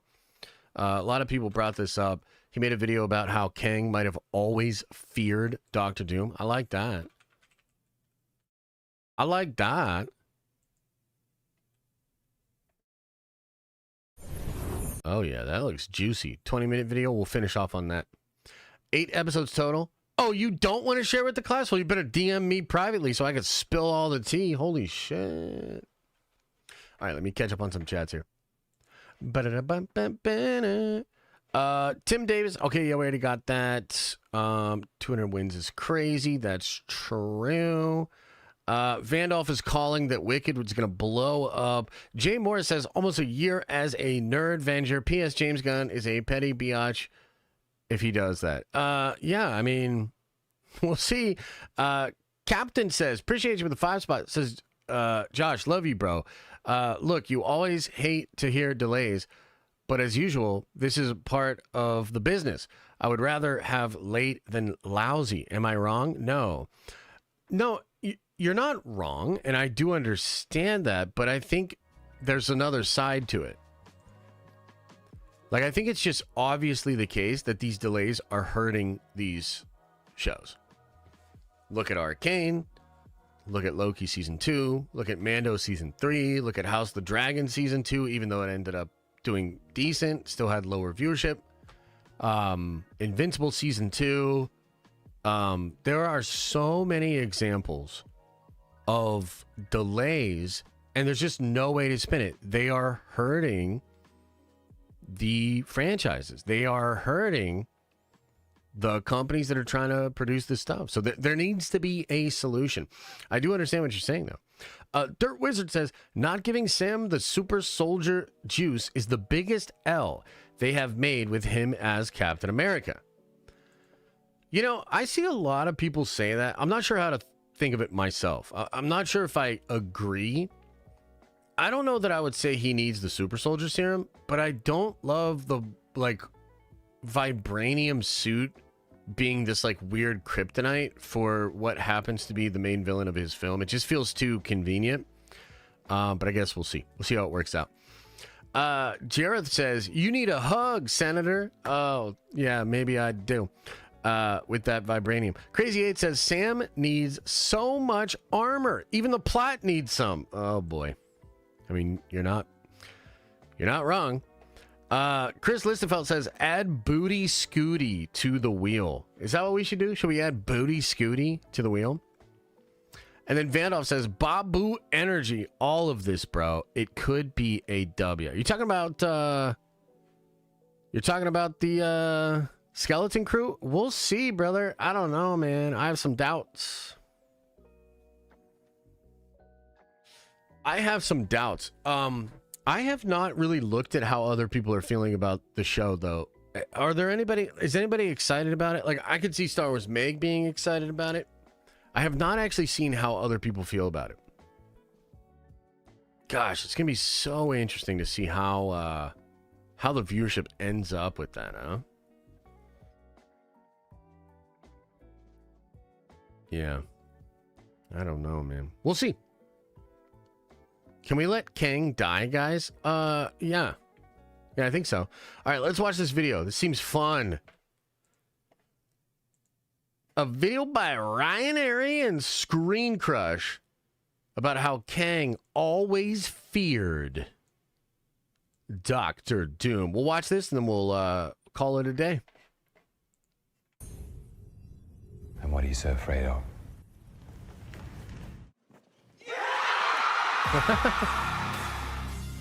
Hey, That's welcome back pretty to good. Screen Crush. I'm Ryan Airy. So, as everybody knows by now, Kang the Conqueror has been replaced with Robert Downey Jr. as Doctor Doom. Now, W Marvel for replacing Kang with Doctor Doom. Hell yeah. Get that Kang out of my face.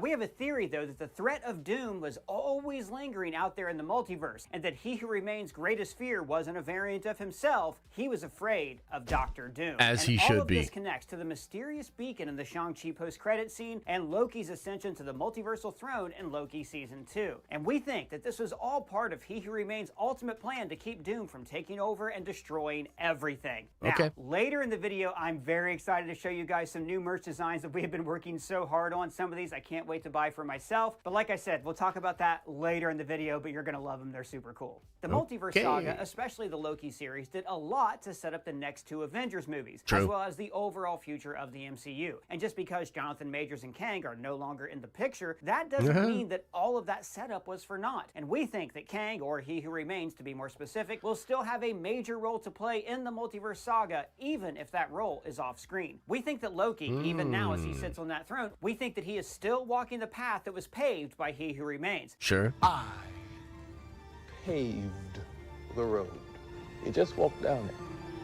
A path designed to protect the multiverse from its actual biggest threat, Doctor Doom. Hey, so in the Loki Season 1 finale, He Who Remains, a variant of Kang who won the multiversal war and now rules over the sacred timeline, he reveals to Loki that his biggest fear is himself. And what are you so afraid of? Me. Now, at the time, this was, of course, in reference to He Who Remains' variants and the multiversal war that ensued between them. The sacred timeline and the team. Which also, like, isn't that kind of ironic because of how he fucked it all up for himself, too?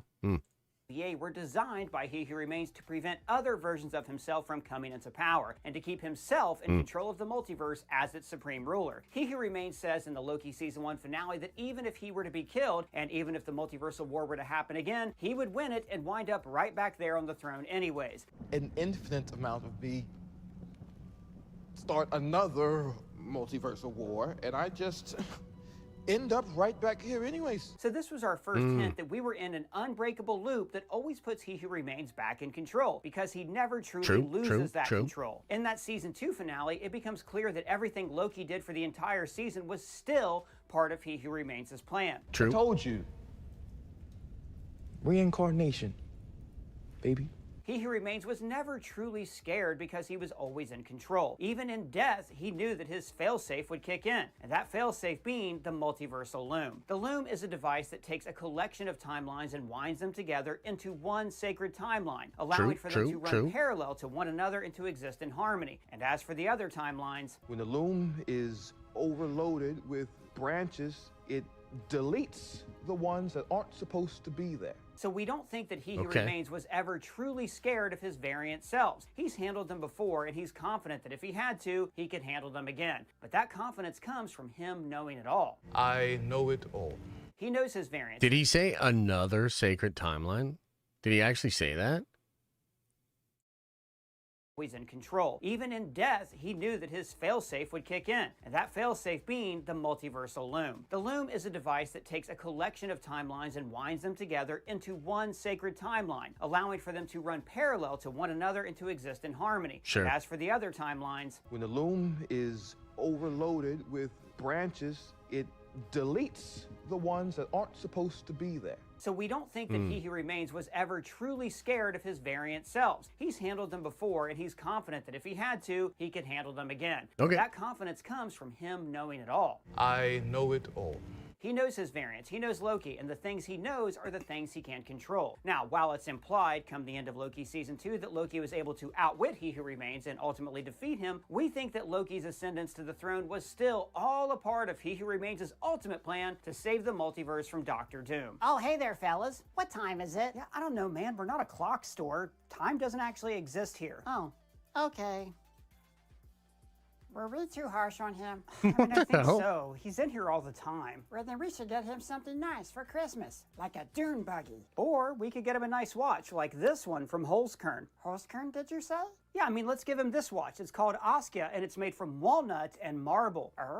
I know, it's cool, right? See, Holzkern specializes in one-of-a-kind products made from wood and other natural materials, and they're the sponsor of this video. Guys, I love my Holzkern watch so much because it is so unique. The dial is actually made from poplar fig leaf. That's what I love so much about Holzkern. They make their products in small quantities, so every item meets a high standard of quality that's going to last you a very long time. That is also why these make perfect gifts. They're made from natural materials, and I like knowing that natural all of their materials wood is FSC certified and that they are working to fight deforestation. Oh, so they just have watches? Oh no, they have a lot more than that. For instance, maybe we can give them this bandlet called Prelude, made with koa wood. In fact, for a limited time only, Holzkern is having their biggest sale of the year, where you can get up to an exclusive 30% off by clicking my link in the description or our pinned comment. It's a perfect opportunity to find that gift for that special someone, or to treat yourself to something unique and high quality. Oh, hey there, fellas. Hey man, guess what? We got you this gift. Wow, thanks. Wow, this is great. But do you have anything for my wife? Super demanding that you went straight there, but yes, you could give her this composition gem made from moonstone and silver. It's unique, natural, and truly one of a kind. You see, Holzkern is a small family-owned company based in Austria that has served over 1 million happy customers. A family-owned company from Austria? Shipping with products. Wait a minute, what color eyes does Ryan have?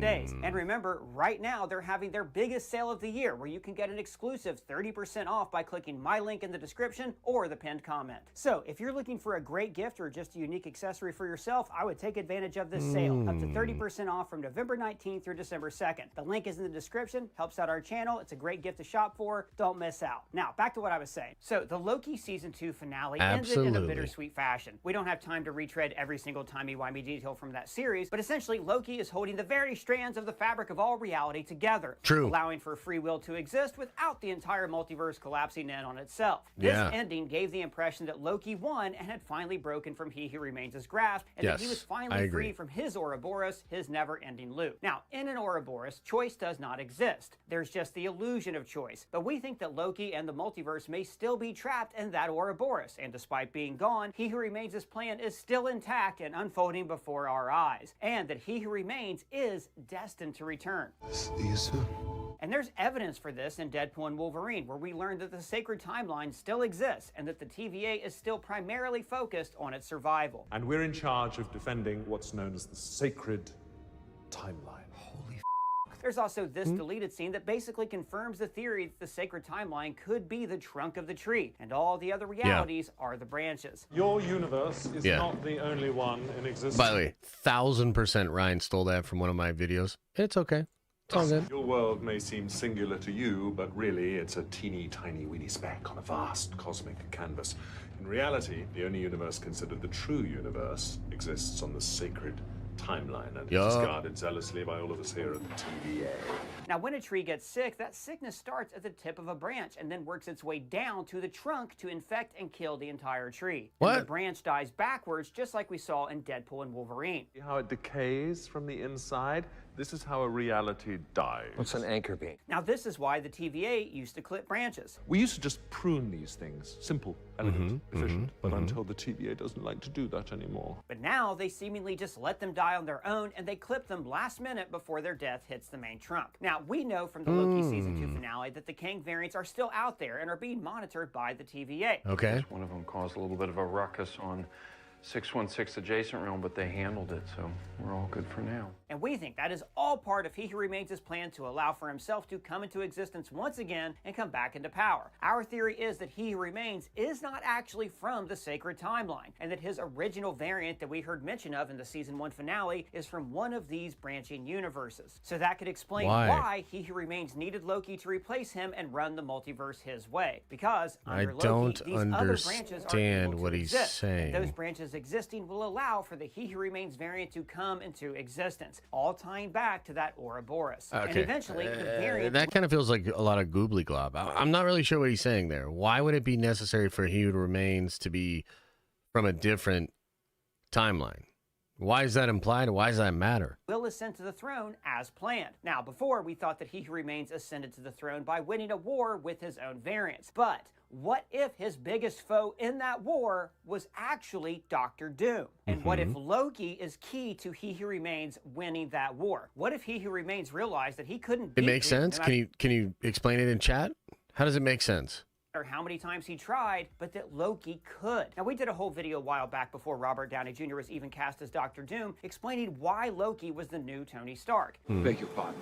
I mean, think about it. Both Tony and Loki grew up with silver spoons in their mouths. They both have complicated relationships with their fathers. Both went down a dark path and were a-holes to everybody around them. But then they both had life-changing traumatic experiences that changed their lives and turned them into self-sacrificing heroes. Thematically, Loki was the perfect choice to be the hero going toe-to-toe with this villain saga. I mean, this is the Multiverse Saga, and as we've said it many times before, this is a saga about choice and how the choices we make can change everything. I agree with that, The Loki series yeah. was all about a fight for free will, a fight for choice. Not only Loki's literal fight for the multiverse to have free will, but his own personal fight to buck the trend of what it means to be a Loki. You weren't born to be king, Loki. You were born to cause pain and suffering and death. That's how it is. That's how it was. That's how it will be. Loki was always the perfect choice to fill the shoes of Tony Because what's important about the 616 is because Doom isn't there, but he needs a multiverse so he can eventually exist. Dude, I still don't get what you're saying. Certain branches live. I still don't get what you're saying. Stark Does in anybody this new else saga. He's the villain turned hero that can take on the MCU's next big bad. And now that big bad is none other than a villain variant of Tony Stark. In a saga all about things being turned on their head because of the tiniest choices, a hero Loki versus a villain Tony would be perfect. Loki being the only one that can stop Tony Doom would explain why He Who Remains allowed for Loki to take over. So Loki's management of the multiverse allowed for He Who Remains to exist, but his way of doing things isn't sustainable. In Loki's multiversal tree, incursions are still happening, and universes are still dying. That is what happens when a universe loses their anchor being.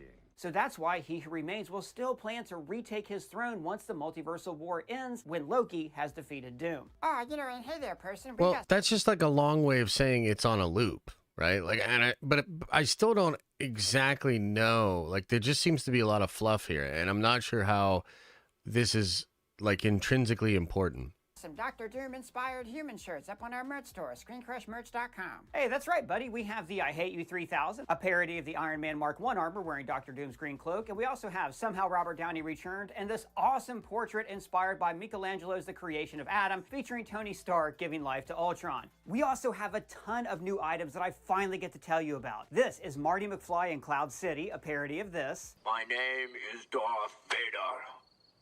This evil will always triumph because good is dumb. And Grogu booping a Raincor's nose, plus this awesome Loki gator coming out of the toilet. Yeah, you know, and shopping our merch store helps keep the lights on. Thanks so much. Now back to the video. Oh, that's a great job, buddy. High five. Hey, person, I think that TV person is glitching. And the overall theme of the Multiverse Saga is choice. And the overall theme of the Multiverse Saga is choice. No, that's just his thing here lately. So remember, in Loki Season 2, He Who Remains says, I was here. Alone. At the end of time. Yes. Keeping watch. and this is the moment that Loki realizes what he has to do in order for the multiverse to be free. Okay. I understand. Now, the difference between Loki and He Who Remains is that Loki's method seemingly requires him to literally hold reality together using his magic, whereas He Who Remains used science to make the multiverse hold itself together. He Who Remains' approach was more calculated and cold, whereas Loki's has to come more from the heart. And while Loki's way of doing things may seem better because it allows for more universes to live and for free will to exist, it also allows for entire realities to die. Whereas He Who Remains how is any of this relevant? I don't really understand where he's going with this. Exist, but it did keep them safe, and they never had to worry about their reality crumbling. I keep you safe. Like Thanos, Kang viewed his method as merciful. I call that mercy. Can't you see what I'm offering here is mercy. Whereas Loki, like Tony, is hard-headed and wants to save everyone. Loki right now thinks that he successfully bucked He Who Remains' way of doing things. He thinks that he saved the multiverse. Okay. But with Doomsday and Secret Wars on the way, we know that Loki will soon be faced with a bitter truth. The multiverse is very far from safe. Deadpool and Wolverine has already shown us that universes can and will die under Loki's control. And this sad truth is accepted by the TVA as an inevitable consequence of free will. Okay. You spared your timeline from extinction. But Now, how does come this the set end up of him Avengers being Secret afraid Wars, of I do Doom? think that Loki and the Avengers will finally crack the Like code what? on how to have a safe What? and functioning multiverse. And I think that part of that will be by preventing universes from crossing over. There's actually a theory here in the real world that if the multiverse really exists, our universe and all the other universes exist within their own personal sphere-like bubbles, and nothing within those bubbles can interact with what's inside another. And this real scientific theory makes me think of the end of the 2015 Secret Wars comics, where we see the son of Reed and Sue Storm, Franklin Richards, use his reality manipulation powers to create these bubble universes. In the MCU, we could see Wanda Maximoff, the Scarlet Witch, be the reality manipulator who uses her powers to create these new universes. Universes with barriers, like the barrier of her hex. And this barrier will prevent cross-multiversal travel, thus preventing incursions. And in a meta sense, this will do away with the multiverse for future MCU sagas post-Secret Wars. So let me explain how He Who Remains and Doom play into all of this. Yes, please explain that. 14 minutes in. In Avengers Doomsday, we'll see Doom on a mission to destroy the multiverse entirely and have all of reality exist only in the Void. And the Void will take the place of Battleworld from the Secret Wars comics. And Doom will rule the Void just like he ruled Battleworld in the comics. And this is an identical plan to Cassandra Nova's in Deadpool and Wolverine. I'm going to use your little time ripper, and I'm going to destroy this universe, and the next, and the next, and the next, until all that's left is the Void. The only difference being that Doom will succeed. So we don't really have time to recap the entirety of the 2015. Oh, we don't have time comic run, but anymore. Essentially, the multiverse is destroyed by incursions that Doom helped to trigger because he knew that they were inevitable. Doom creates Battleworld, a place for all remaining existence to essentially land and to be ruled by him. So this is what we Holy expect to see shit. happen in Doomsday and Secret Wars, except Battleworld will become the Void. In those comics, Doom's way of doing things did save a lot of people, but his methods certainly had their drawbacks, and Reed Richards finds a better way forward. Doom concedes the fight, and the multiverse is reborn. And we see Universe 616, the mainline Marvel universe, and the Marvel's Ultimate Universe, where characters like Miles Morales live. Those universes basically combine into one. Now, in the comics, Doom uses the powers of the Beyonders. Bro, where is the part where Kang was really afraid of Doom? And, like, what's the evidence for that? The Beyonders are basically omnipotent beings that we should probably do. Just because, like, Doom's the man?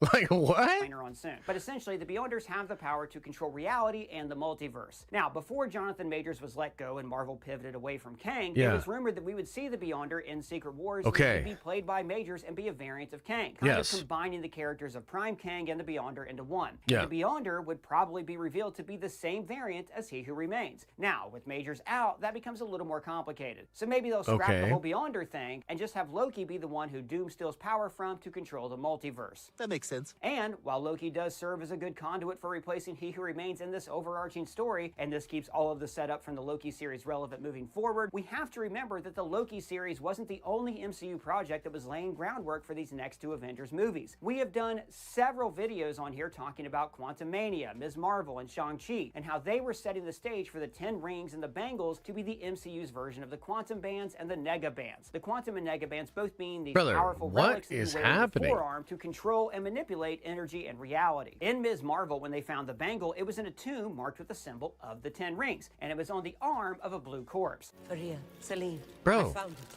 Now, that blue corpse was probably a Kree, and they have a connection to the Bangles in the MCU and in the comics. But Colton has theorized that this blue arm could be revealed to be Loki, whose natural skin color is blue. So again, we're not going to retread this entire theory in this video, but the short of it is that we believe the 10 rings and the Bangles are connected and will serve a similar role in the Multiverse Saga as the Infinity What does this have Stones did anything in to the do with Infinity Doom? Saga. And we believe that the mysterious beacon that was found within the 10 rings could be a distress signal or a map in general to the man in charge of the multiverse, Loki. So Colton, tell us about this cool theory you found. Yeah, so this Reddit user pointed out that the flashing beacon we saw in the post-credit scene of Shang-Chi looks a lot like the multiversal tree we saw in Loki Season 2. And the theory is that this flashing beacon is the god of stories himself, Loki. And this makes a lot of sense because we know that Loki is likely going to be targeted by Dr. Doom. Any of this have to do with Doom? Because in order for Doom to take over the multiverse, he'll first need to dethrone Loki and probably take his power like he does in the Secret Wars comics when he takes the power of the Beyonder. Well, yeah, but Shang-Chi came out before Loki Season 2. Well, we do have to remember two things. One, time is relative. There really isn't a such thing as before and after when it comes to a character who exists outside of time. But we can also cite this MCU timeline book, which sets the events of Loki Season 1 and Season 2 before everything else in Phase 4 and before everything else in the Multiverse Saga. So, yes, at the time Shang-Chi takes place, Loki is already on his throne. Got it. Okay, so I'm really digging this theory that the Ten Rings beacon is actually a path to Loki. It's got the same vibe as the Sith holocron from Star Wars having the map to Palpatine. Somehow Palpatine returned. And I love the idea of having all of that set up with He Who Remains and Kang still being significant to the story that's unfolding in Avengers, Doomsday, and Secret Wars. I mean, I personally think they should recast Kang and just have him come back into the fold. It would be super cool to see the Avengers and Doom team up to take him down once they realize that they're still trapped in his Ouroboros. But even if we never see Kang or He Who Remains again, we can still have Loki reference him and his influence and the overall dictatorial state that he found the multiverse in before he took over. And we can have Loki trapped between a rock and a hard place when he encounters Doom, because Doom will represent the opposite side of the same coin as Kang. He Who Remains' way of doing things was very tyrannical, but it protected reality from Doom and at least allowed for some universes to still exist in harmony. Whereas Doom represents the consequences of Loki's free-flowing multiverse. It all comes back to He Who Remains' great line about the devil you know.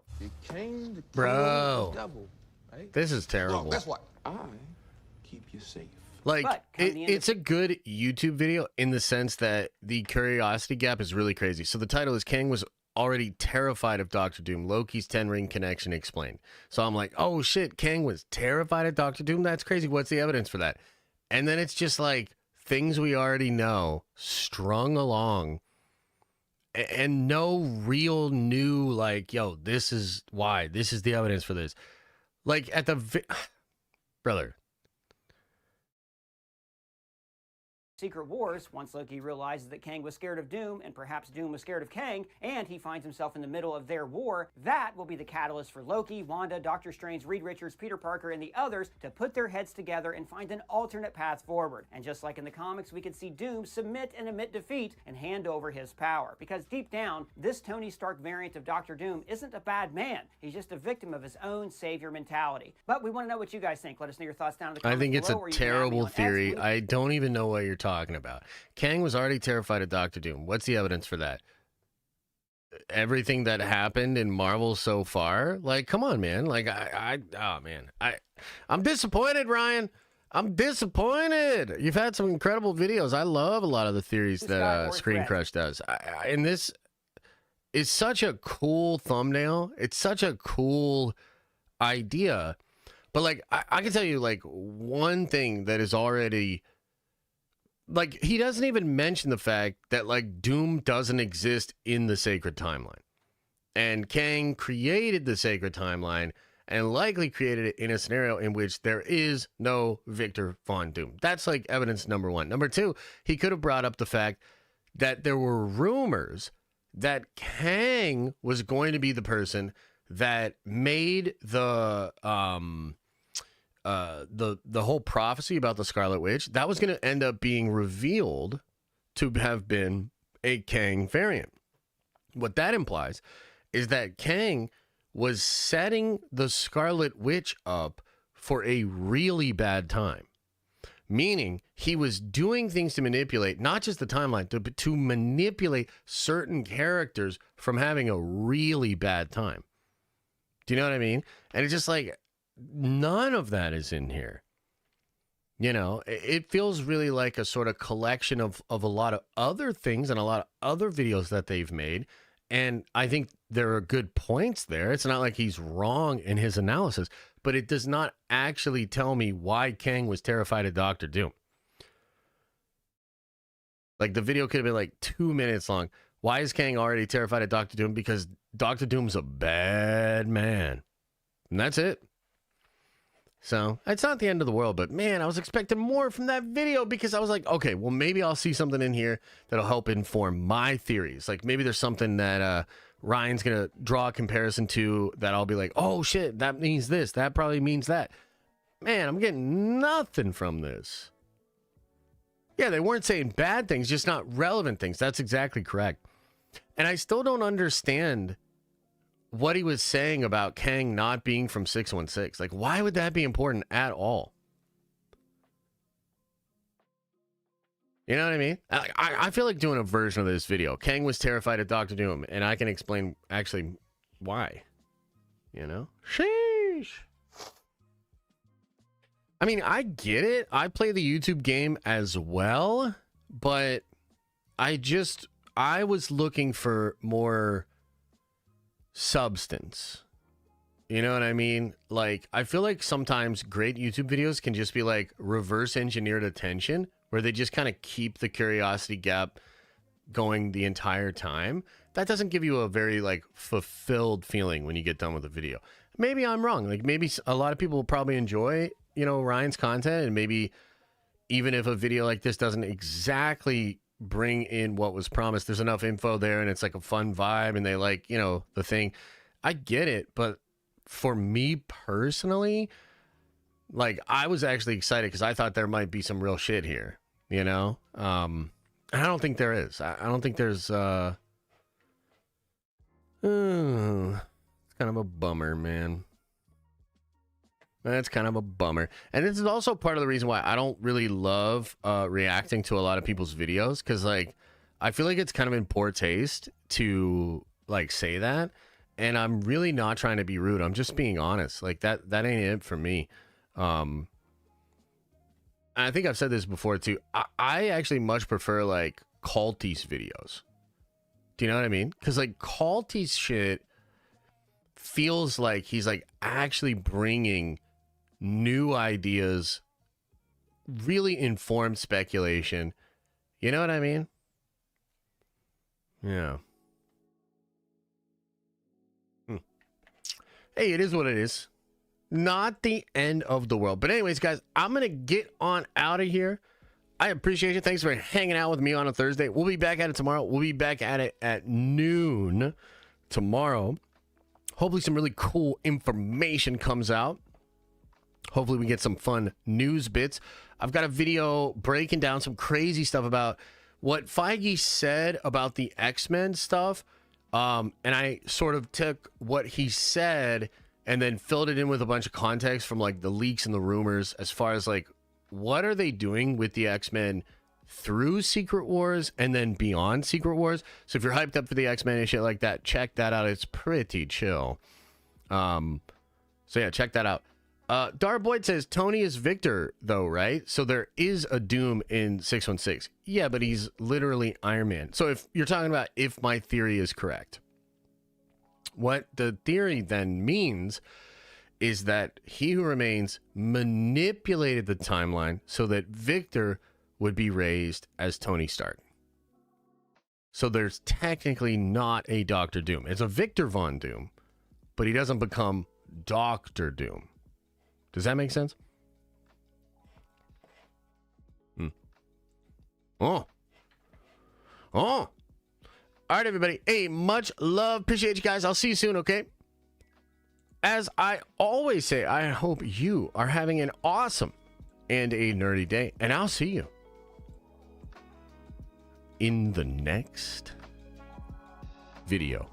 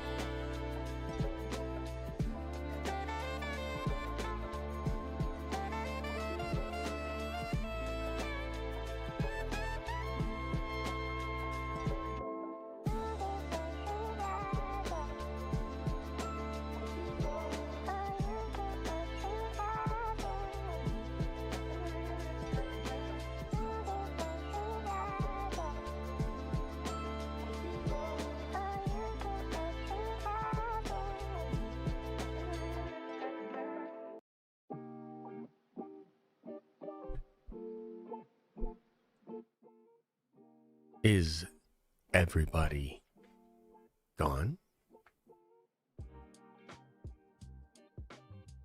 Did everybody leave? Leave.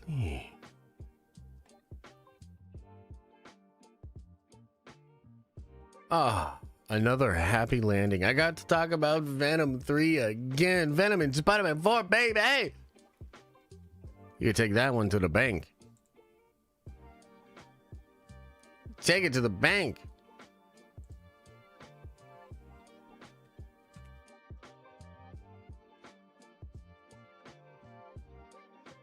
Also, apparently Jeff Snyder blocked me. What's up with that? All I've ever did was give him credit and say that he's a little weird for trying to pick up a girlfriend on Twitter and shit. Like, come on, Jeff, get over it. Holy shit. Shit. Anyways, guys, video dropping later tonight. I'll see you all tomorrow on stream too. Appreciate you as always. Remember, open up your third eye and wash out your stinky butt. Oh!